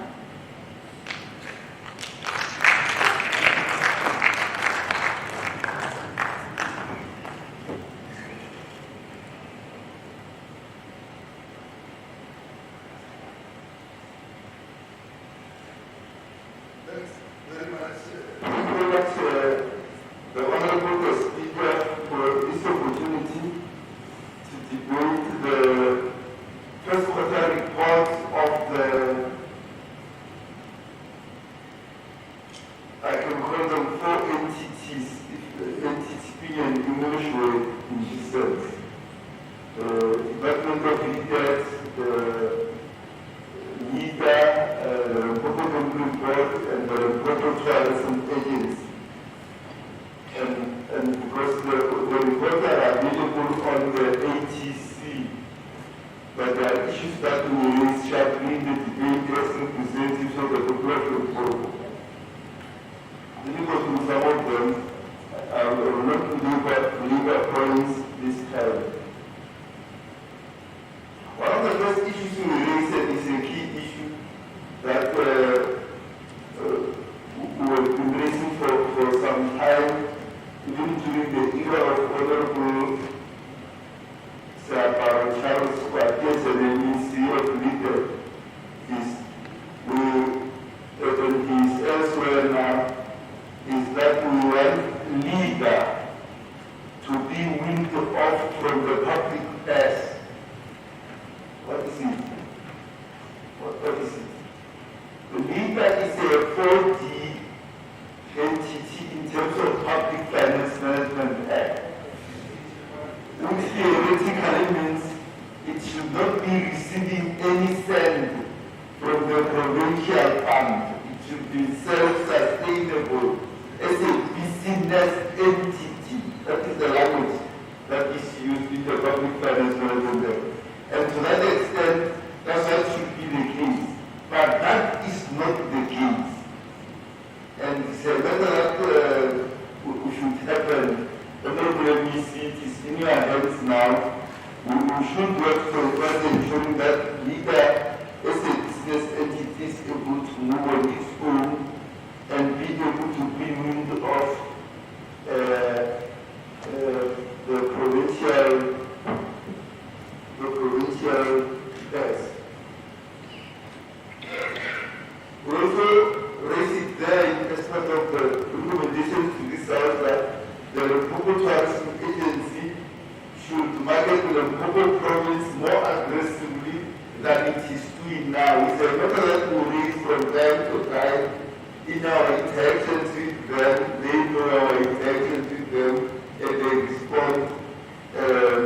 But we were always not very satisfied with how they market the province, particularly how they market a place called the Kruger National Park, which 70-something% is in Limpopo province. But when you look, the tourists in Europe and elsewhere think it is in a province called Mpumalanga. When the tourists are in Berlin or London or Paris, when they fly, they say we are going to Mpumalanga because they think the Kruger National Park all of it is in that place. And that talks to marketing.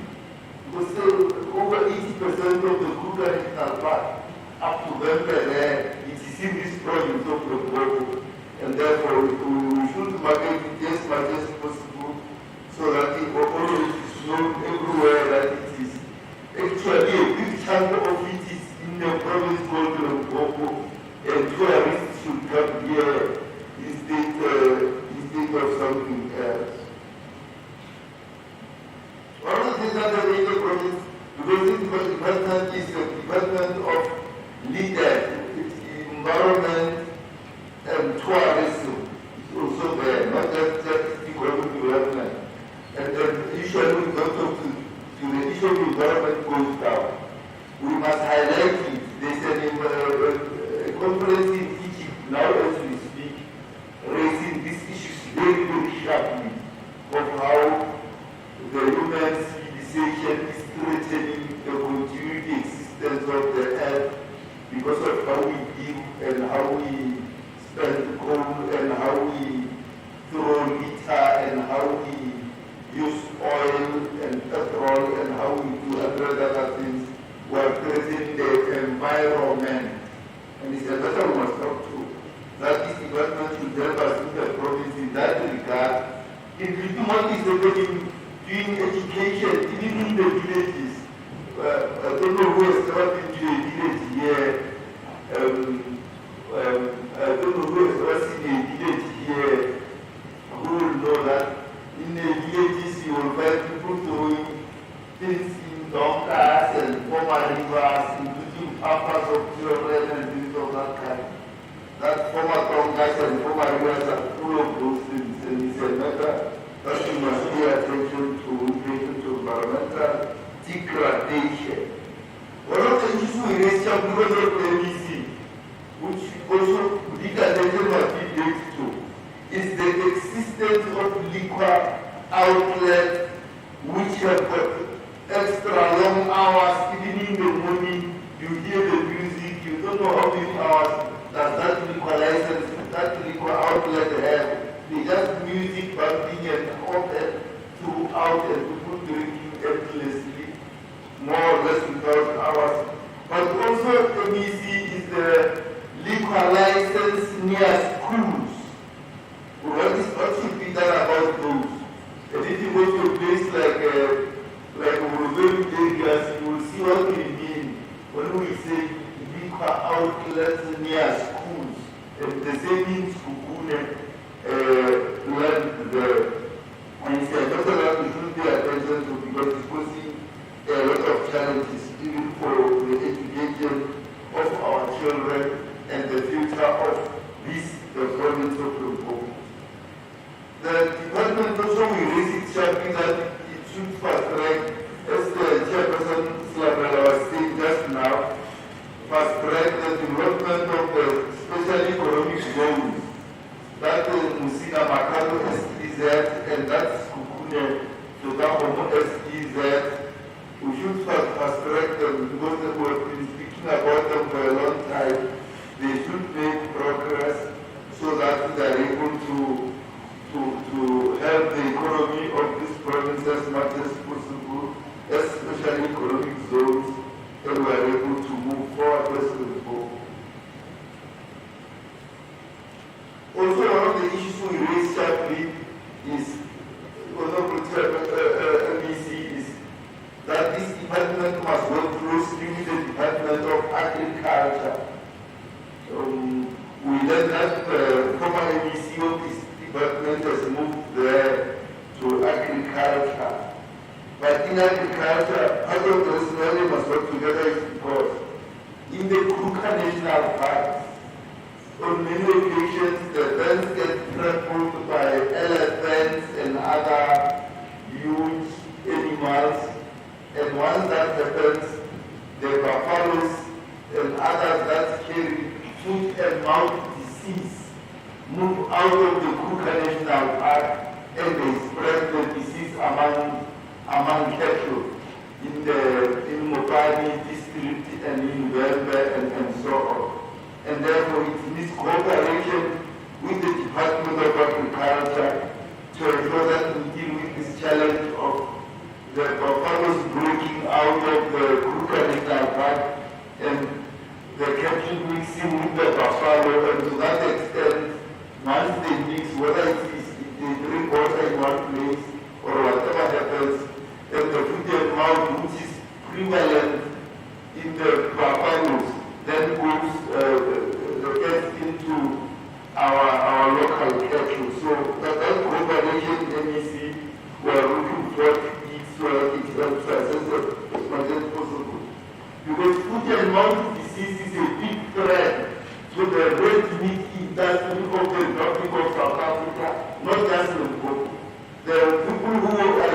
farms who are rearing cattle for survival have a big challenge once there is an outbreak of foot and mouth disease.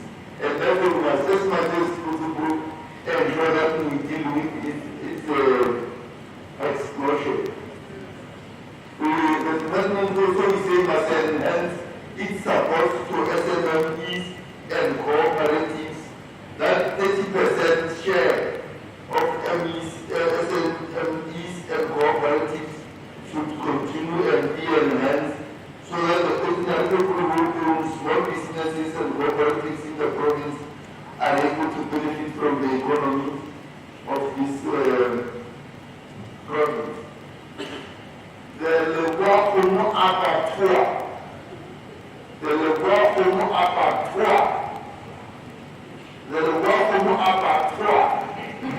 That is the criminal this province premier Tubatse announced 5 years ago. And that the MEC of LEDET at that time, Mugoni, repeated in various budget speeches, repeated in various budget speeches, Limpopo Abattoir, that even today it is not working. We can't have that. Forget about it. I wouldn't know to do. Then we can spend money on that thing called Limpopo Abattoir. And even today it's not operational. Forget about it. So we see on the Limpopo Abattoir, that thing, Limpopo Abattoir, on the Limpopo Abattoir, and we see, there we will make it. Whatever they built there, saying for 5 years, and it is not used for reading down to the book of this world. You guys know that thing that the premier announced 5 years ago what they will do the work of Abattoir. The department must feel the position agency of the head of department and of chief financial officer, the same with the tourism agency LTA must fill the positions of CEO and CFO. And because we are really interested in interacting with active people all the time who are not permanent, because we are working in this legislature, we are not active and we are not in Hollywood. Thank you very much.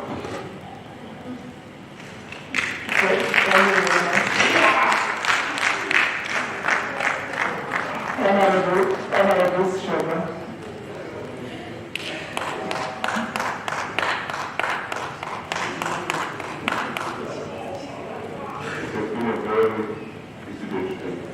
Thank you, Honorable Speaker. Honorable Deputy Speaker. Honorable Deputy Speaker, we have indeed went through the reports, first quarter reports for 2021 or 2023 of the LEDET, LTA, LEDA, and LTD. And the majority of issues were already vetted them with the department and the entities, but it suffices to raise the following in this debate. Honorable Speaker, the question I'm asking is does this department have a report on the provision of bulk services such as water, electricity, road, and the Musina Makado Special Economic Zone? The people of Limpopo are not getting enough information in terms of the progress report on the implementation of Musina Makado, SEZ. There are no media updates, especially on radio, where our people in rural areas may have access to keep the people updated. As it stands, no one knows what is happening in the SEZ. All we know that it has stagnated. What kind of support does the LEDET give to municipality, if any, where the special economic zones are being implemented to ensure that they have necessary technical capacity? Honorable Speaker, were all the pledges that were made during the mining development program converted into investment in this province? If not, why? If yes, which ones were implemented and when? The department must unpack the nature of contractual arrangement or partnership with the football Club, particularly Baroka and Marumo we must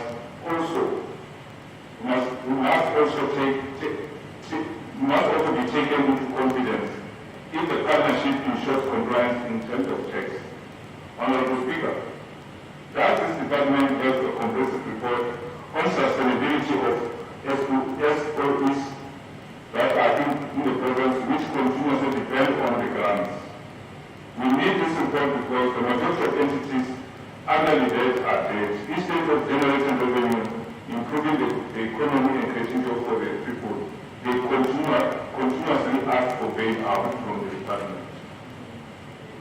We also like to know how many job opportunities has the department through its entities created for the port under review. Furthermore, how many businesses that are owned by previously disadvantaged individuals have been supported to empower them for sustainability. The EFF is disappointed that challenges of delays on investigating cases to be addressed still persist. This is a clear failure to provide solutions to challenges facing our people on a daily basis. Honorable Speaker, the EFF is also concerned that there is no clear monitoring of implementation of various infrastructure projects in SEZ, state-owned enterprises, revenue generation, attraction of investment, as well as support of SMEs and cooperatives, which is critical to growing of this economy. Does LEDET have required almost training, especially for youth in Tibet colleges to develop their entrepreneurial skills? The department must ensure that all entities and subsidiaries should have valid boards in place while considering gender representation in their appointments. How many nature reserves infrastructure projects have been completed to enhance revenue generation and job creation? That's a question we're asking the department MEC. Honorable Speaker, we are concerned that LEDA does not provide quarterly financial reports on the activities and performance for its divisions. This, Honorable MEC, is a cause for concern because you wait for the report to come at the end of the year, and that is why we are faced with this problem. So, to that effect, we see that there is a lack of accountability by LEDA, which is something that the MEC must look at. Furthermore, honorable members shall be pleased to be provided with full progress report on the establishment and location of Muslim Akado as an independent entity. SEZ land ownership status and the infrastructure plan, as well as starting time for the SEZ phase 1. We are not yet provided with such, as we are sitting in the dark. I was supposed to talk about the work on Abato, but Honorable Pala has already spoke about it. I don't think it is worth talking about it because it's already heard it. But it is important to also note, Honorable Pala, we should not talk about only the work on Abato. Mashashani and Shari as well. It's a main concern because the two are interlinked and then one cannot exist without the other. So, as we are calling for the work on Abato, they should also raise the concern around Mashashani because it's also like very unused. Honorable Speaker, we need progress report on Tshepong TSA. As there was a proposal for replacing T by other communities. What other communities are proposed to replace T? As of today, we have not given the report in terms of what informed that decision, although the committee has made a request. But today we are not given the plan and we are worried as the committee as to what is the plan with the Tshepong TSA. What measures, if any, did LGB put in place to ensure that operational sites are protected and equivalent to financial hardship to prevent liquidation of those? Honorable Speaker, to what extent does the crime awareness campaign reach the targeted audience? Honorable Speaker, lastly, or in conclusion, the EFF is worried about the mushroom of legal gambling and irresponsible gambling in Europa in particular. I won't labor much on the examples already, members have already been. In conclusion, or lastly, the agency must prioritize to improve revenue collection and for boosting creation of jobs, alleviation of poverty, and narrowing the inequality gap among the community. I thank you. Honorable Usman.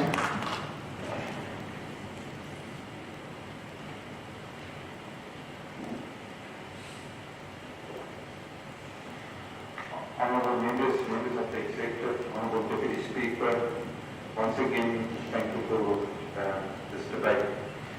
The first quarter evaluates the department and its entities' ability to plan and implement its infrastructure projects and its commitments, indicating in the various budget speeches by the MEC.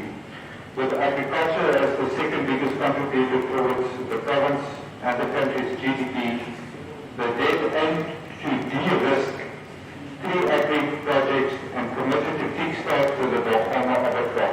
But with the abattoir still not operational, the department has failed the agricultural sector on both scores, Honourable MEC. Limpopo Connections failure to establish the Limpopo Science and Technology Park in conjunction with the department only adds to the frustrations of business not being able to enjoy the economic spin-off that comes with the fourth industrial revolution. It is commendable that the Tubatse Fetakgomo is at the gallop, and progress is seen that the SEZ operating at its full potential is fast becoming a reality. The latest is that all documentation between the mine and the SEZ for the transfer of shares has been signed, and we are waiting for the ribbon cutting in the very near future. The portfolio welcomes the support towards the 107 enterprises during their incubation period. We also welcome RCIMA's 5% return on investment as the only state-owned entity operating with a healthy set of financials. Let me repeat that again, Honourable MEC. RCIMA is the only entity currently that are contributing towards the fiscus that are being managed by provincial treasury. CMR remains a huge risk for the department as it continues to receive bailouts. GNT has now restructured its organigram but is still relying on state subsidies from the department and will be for at least 5 years if it is not able to turn around 90% of its depots across this province to make it profitable. New Era Life is now under administration and a financial investigation is currently underway for failing to comply to the financial regulations as set out by the insurance industry. LEDA's inability to effectively monitor entities and to responsibly report to its board will continue to elude them from a clean audit. Stronger internal controls by the board needs to be implemented. We are also calling on the LEDET to facilitate the improvement and maintenance of the fence between Sampot, the Kaba Nature Reserve, Public Works, and the community of Matiana to assist in controlling the spread of F&B in our province. It is commendable that LGB and LTA are on par with their first quarter targets. While casinos are by far the largest component of the gambling market in South Africa, online sports betting is rapidly catching up, and the LGB needs to investigate different avenues for creating income, not only to create employment opportunities, but also to be a force to continuously changing gambling environment. Over 80% of the global travelers express the importance of sustainable travel is vital, with almost 70% expecting the travel industry to offer more sustainable travel options in the future. When it comes to sustainable travel in 2022, it cannot be about returning to the old ways.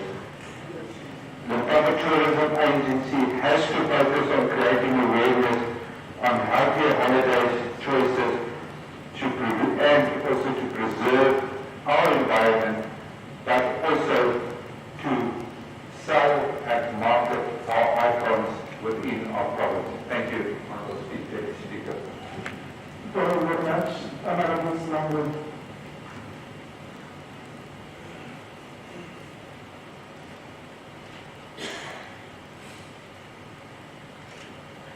Honourable Speaker, thanks very much. Greetings to you and to all the protocols observed, and to also greet the honourable members once again, like I said, to Honourable Electoral. Honourable Speaker, colleagues have looked at important points that were discussed as a committee as far as first quarter is concerned for LEDET, the Limpopo Environment Housing, for the Limpopo General Report, the Limpopo Housing Agency, and also for the Limpopo Economic Development Agency. And I think we are in unison as Commission members, as we have had, there's no deviation in terms of what we are saying. We are in unison, Honourable Munama.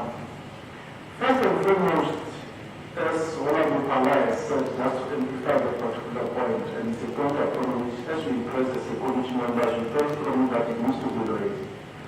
It needs to be raised because the matters related to environment are very, very critical, and we seem, Honourable Palai, as you have said, to be sidelining these matters and introducing them to the down the ladder. It is important to note that this Friday, the 18th of November, the COP27, as is currently taking place in El Shamaa in Egypt, will be coming to an end. And what is at the center of the debate in the COP27, and which has been at the center of the debates all along, at least for the past 10 COPs, has been the acknowledgement of the fact that as a nation and as a people, we are custodians of the environment put unto us by our forebears for the future generations. We need to hand over the environment as livable and as conducive to the future generation as the put unto us by our forebears. Now, it is going to be very, very important as we move forward to elevate and monitor the indicators that relate to environment in the portfolio Honourable now. Precisely because the net thereof of taking care of the environment results in very devastating effect that impact negatively on the economy, as witnessed by the floods that we've seen in KwaZulu-Natal.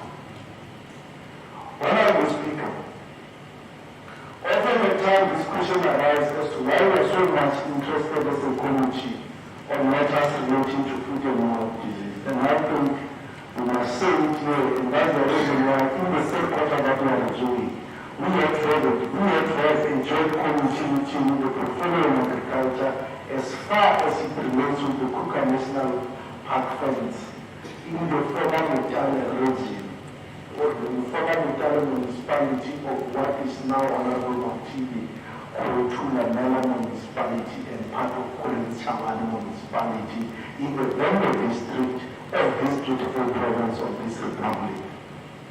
We met with them precisely because of exactly what Honourable Palai is saying, that the food and mouth disease impacts so negatively on the economy of the province, in that the food and mouth disease, the meat production in the country and its export represents 21% into the African market. And it represents 24 billion generation of resources in the economy. So you can understand and appreciate the devastating effect of such as it resides from the careless management of just a mere funds.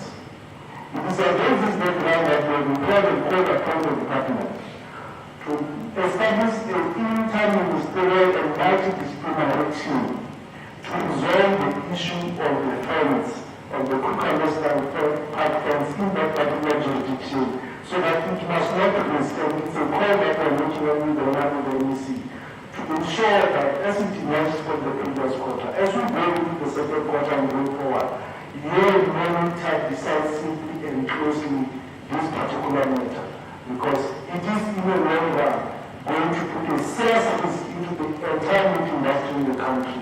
And when we arrive at that particular time, we will all be driving because we may not have, one of them already, we may not have resources to come and deploy appropriate here.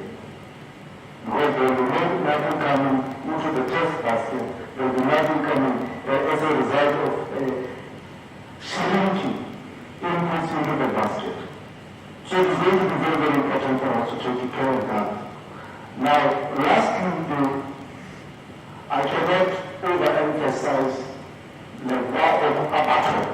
I cannot overemphasize that. Honorable Shoka, Honorable Kara, and Honorable Smile have laid out that particular project. Let's walk the track. What we commit, we do.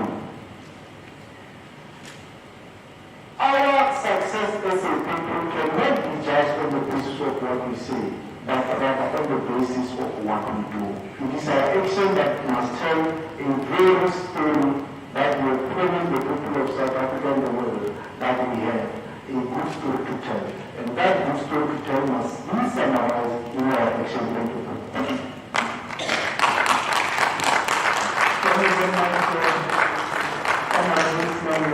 We shall now call upon the Honorable MEC for Economic Development, Environment and Tourism, Honorable Member R to respond to the debate.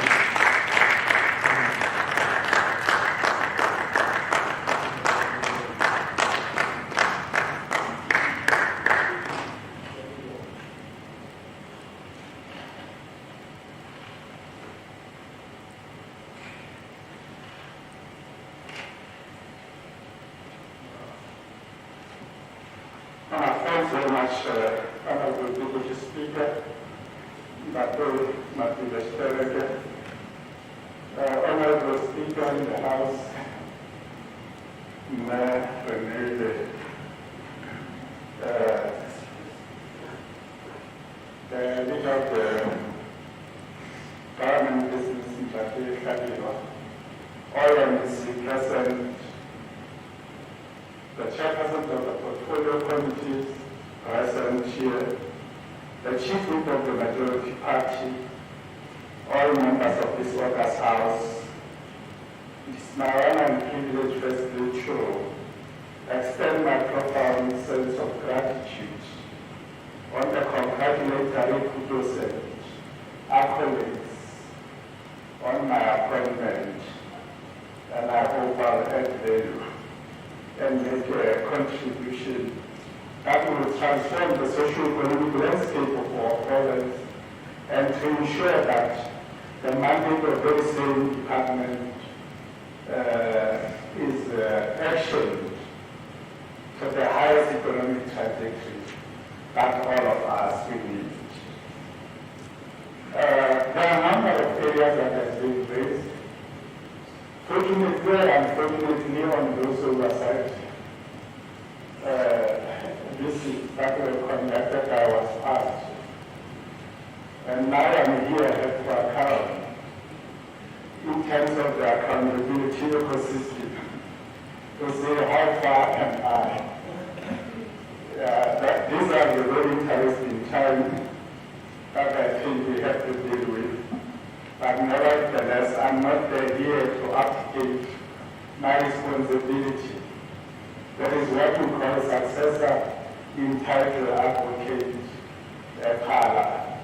But I take the full responsibility of all these programs that I have to ensure that I take them forward and ensure that we have really, but collectively in terms of the separation of powers between the legislative oversight and the accountability by executive, I think is clearly articulated in all the applicable legislations. Thanks very much for giving me this opportunity to respond on your portfolio committee oversight visit on all the LEDET installations such as game reserve, Fetakgomo, Tubatse, Special Economic Zone, tourism infrastructure, mining, input supplier park.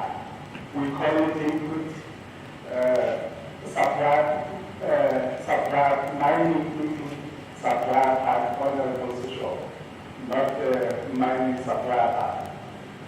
I wanted to contextualize it. Yes. So that you understand what is it all about. Yeah, I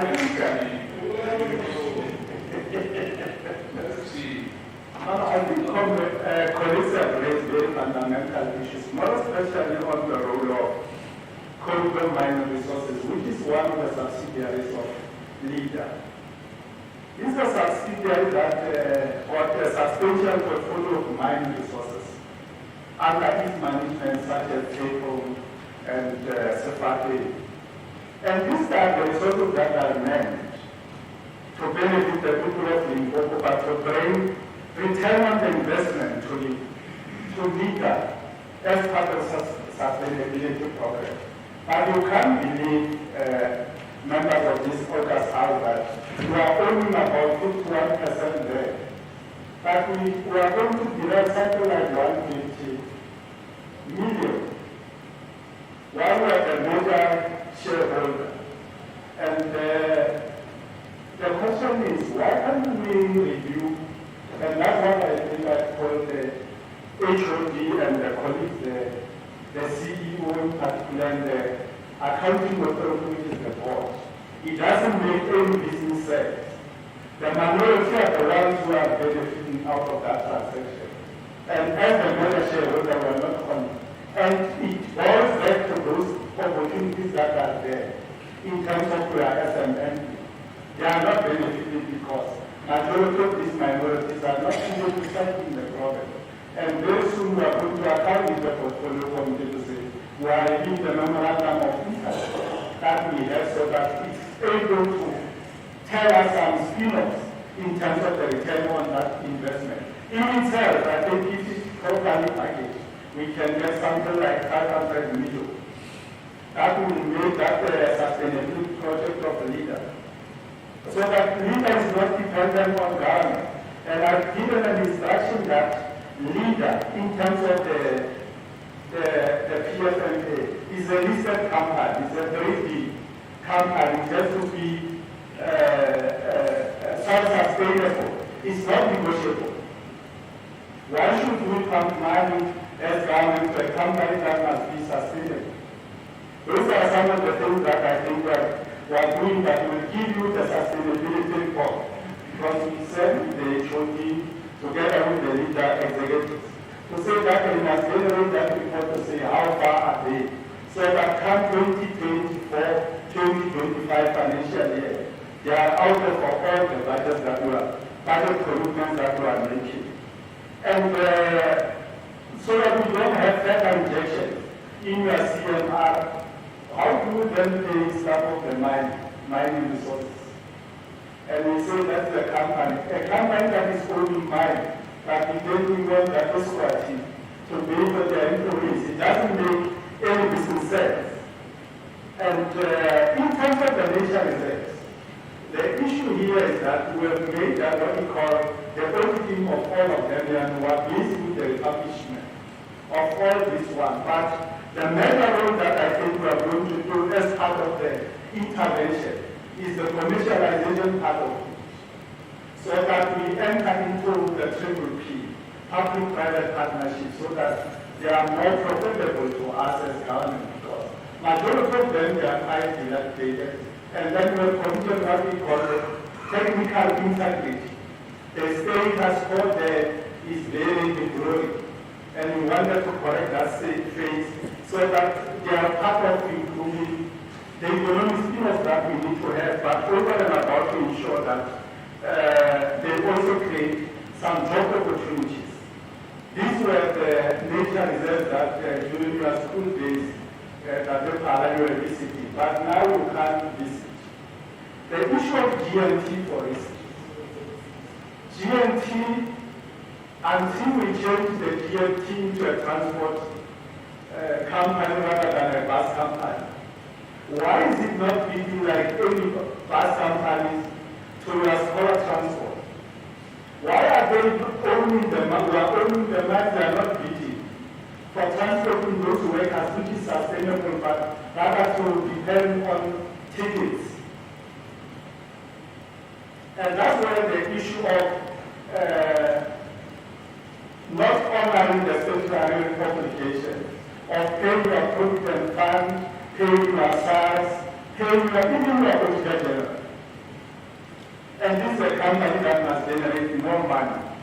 And that turnaround strategy that I said, we are saying that they must implement that strategy because we have invested a lot of money, about 400 million.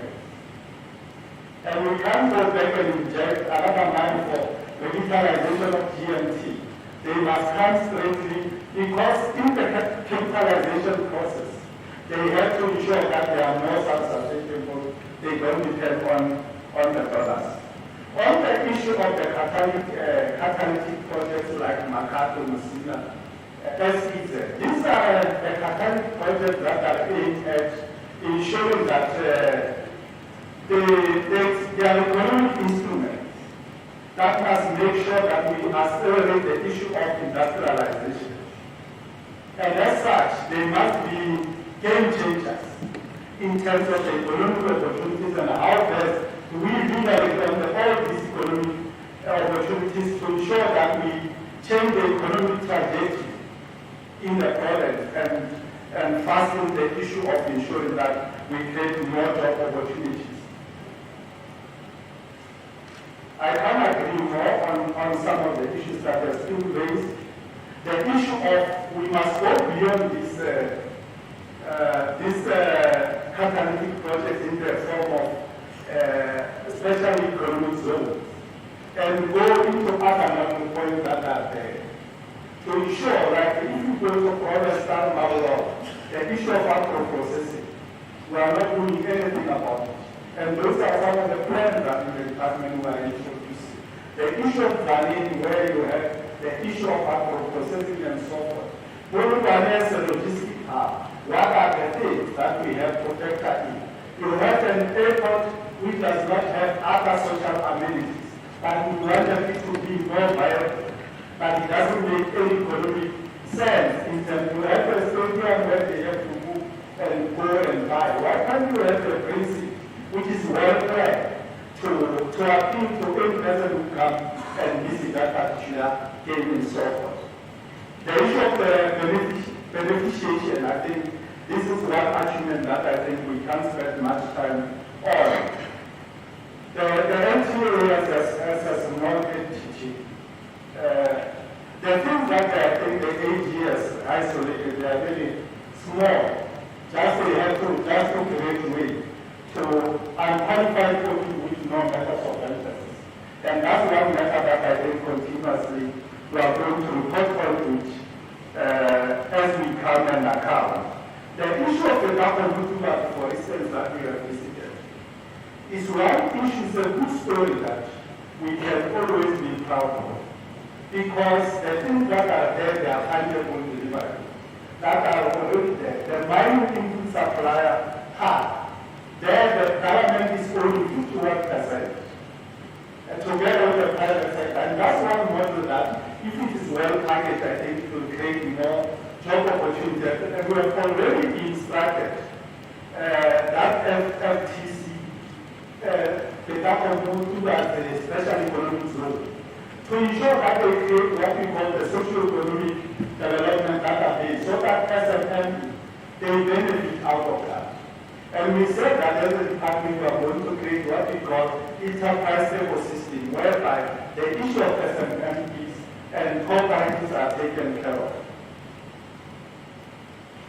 The LEDA, of course, as a group, has obtained what we call unqualified political opinion, but it has requested because of the Limpopo connection and New Era. New Era is an insurance company that is still under leadership. And we are busy just yesterday I met with them to ensure that they must put their house in order.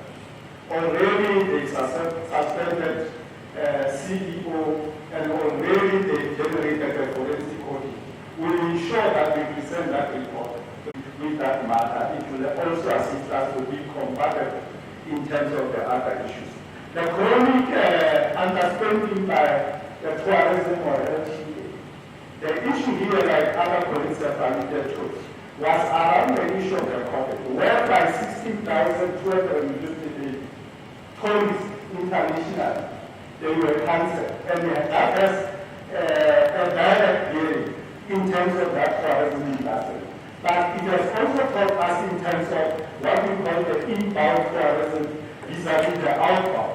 Why are we not using the domestic tourism that we think will give us more benefit than we can on the international tourists? That I think when there are those major restrictions, we are unable to survive as a country and as a sector. But also we reckon the fact that agriculture, mining, and tourism, they are game changers, they are competitive factors in terms of the economy. And then those are the things that I think we are investing more on. The issue of the war from chicken up at all. I hope it's the last one.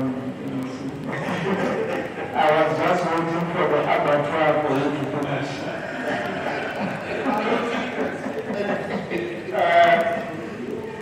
In my 2 days notice, Honorable Speaker, that was the first assignment that I did. I met with a person who is dealing with that, together with what we call LEDET, because they are the ones who are funding that project.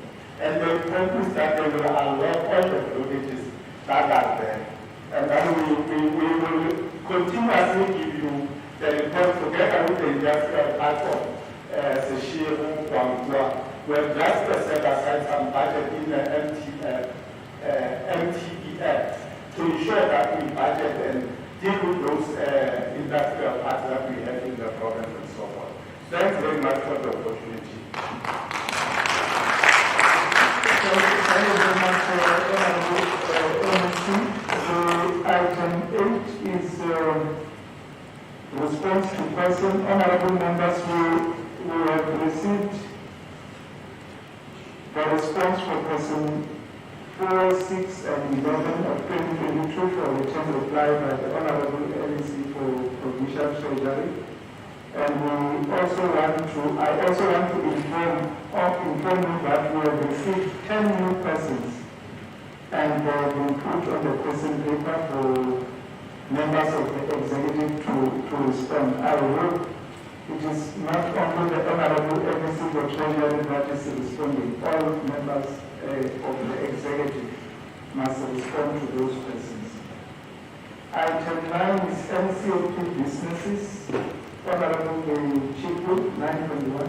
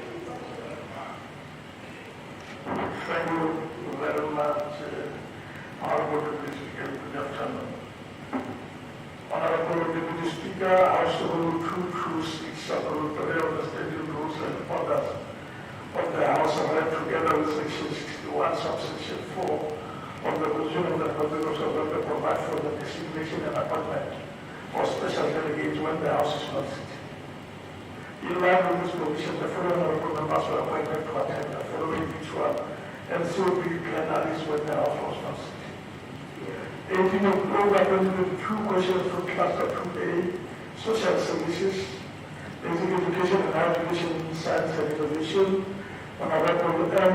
Dr. Makaya, Honorable S.B. Matel, Honorable J. Masega, Honorable Marsuono, 20 October 2022, question to the Deputy President, Honorable S.C. Kwati, Honorable M.S. Manyamane, Honorable Ian Mohanana, 25 October 2022, questions to Cluster 2B, Social Services, Health and Social Development, Honorable P. Ramatunda, Honorable M. Dalani, Honorable M. Matul, Honorable C.B. Solani.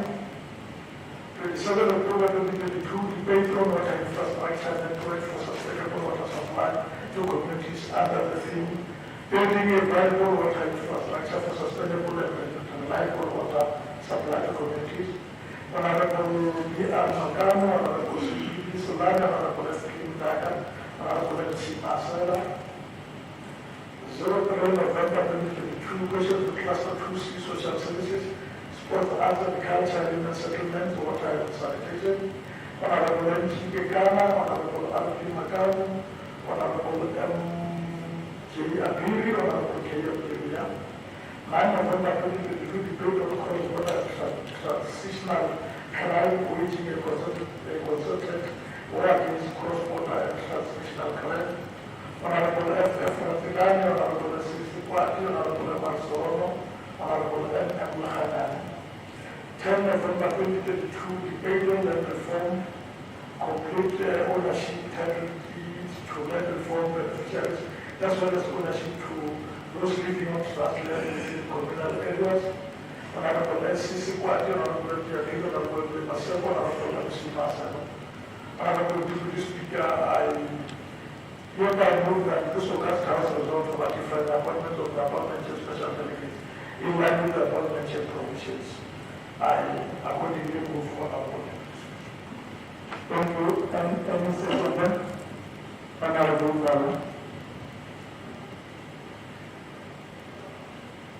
Honorable Bala. Not other Bala, Honorable Bala. Mr. Speaker, I like to second the motion as tabled by the Honorable the Chief Whip of those 20 names who were all at the individual. The law was actually not so good. Thank you very much. Honorable Chief Whip, the motion for the appointment of special delegates to NCOP planners. I wish I could respect our Honorable Parliament, Mr. Speaker, but that's not what I want to do. Honorable Speaker, I wish to present to this August House the National Council of Provinces is hosting its annual Taking Parliament to the People program in the Umbu District Municipality called Natal from 14 to 18 November 2022.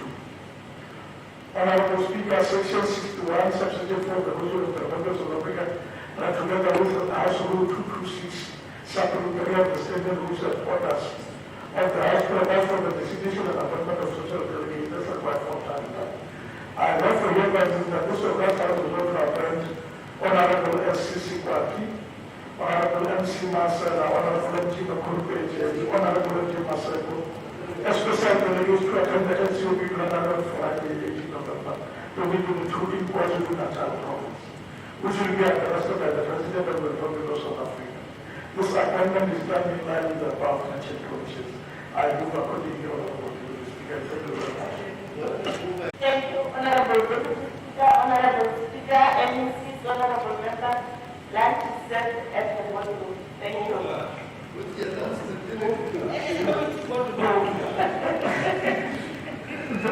Thank you very much, Honorable Members.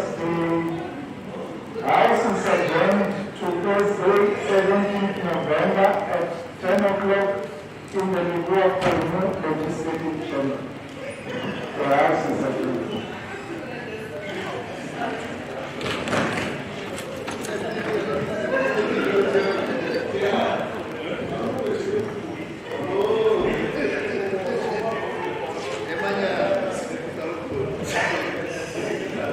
The Honorable Speaker.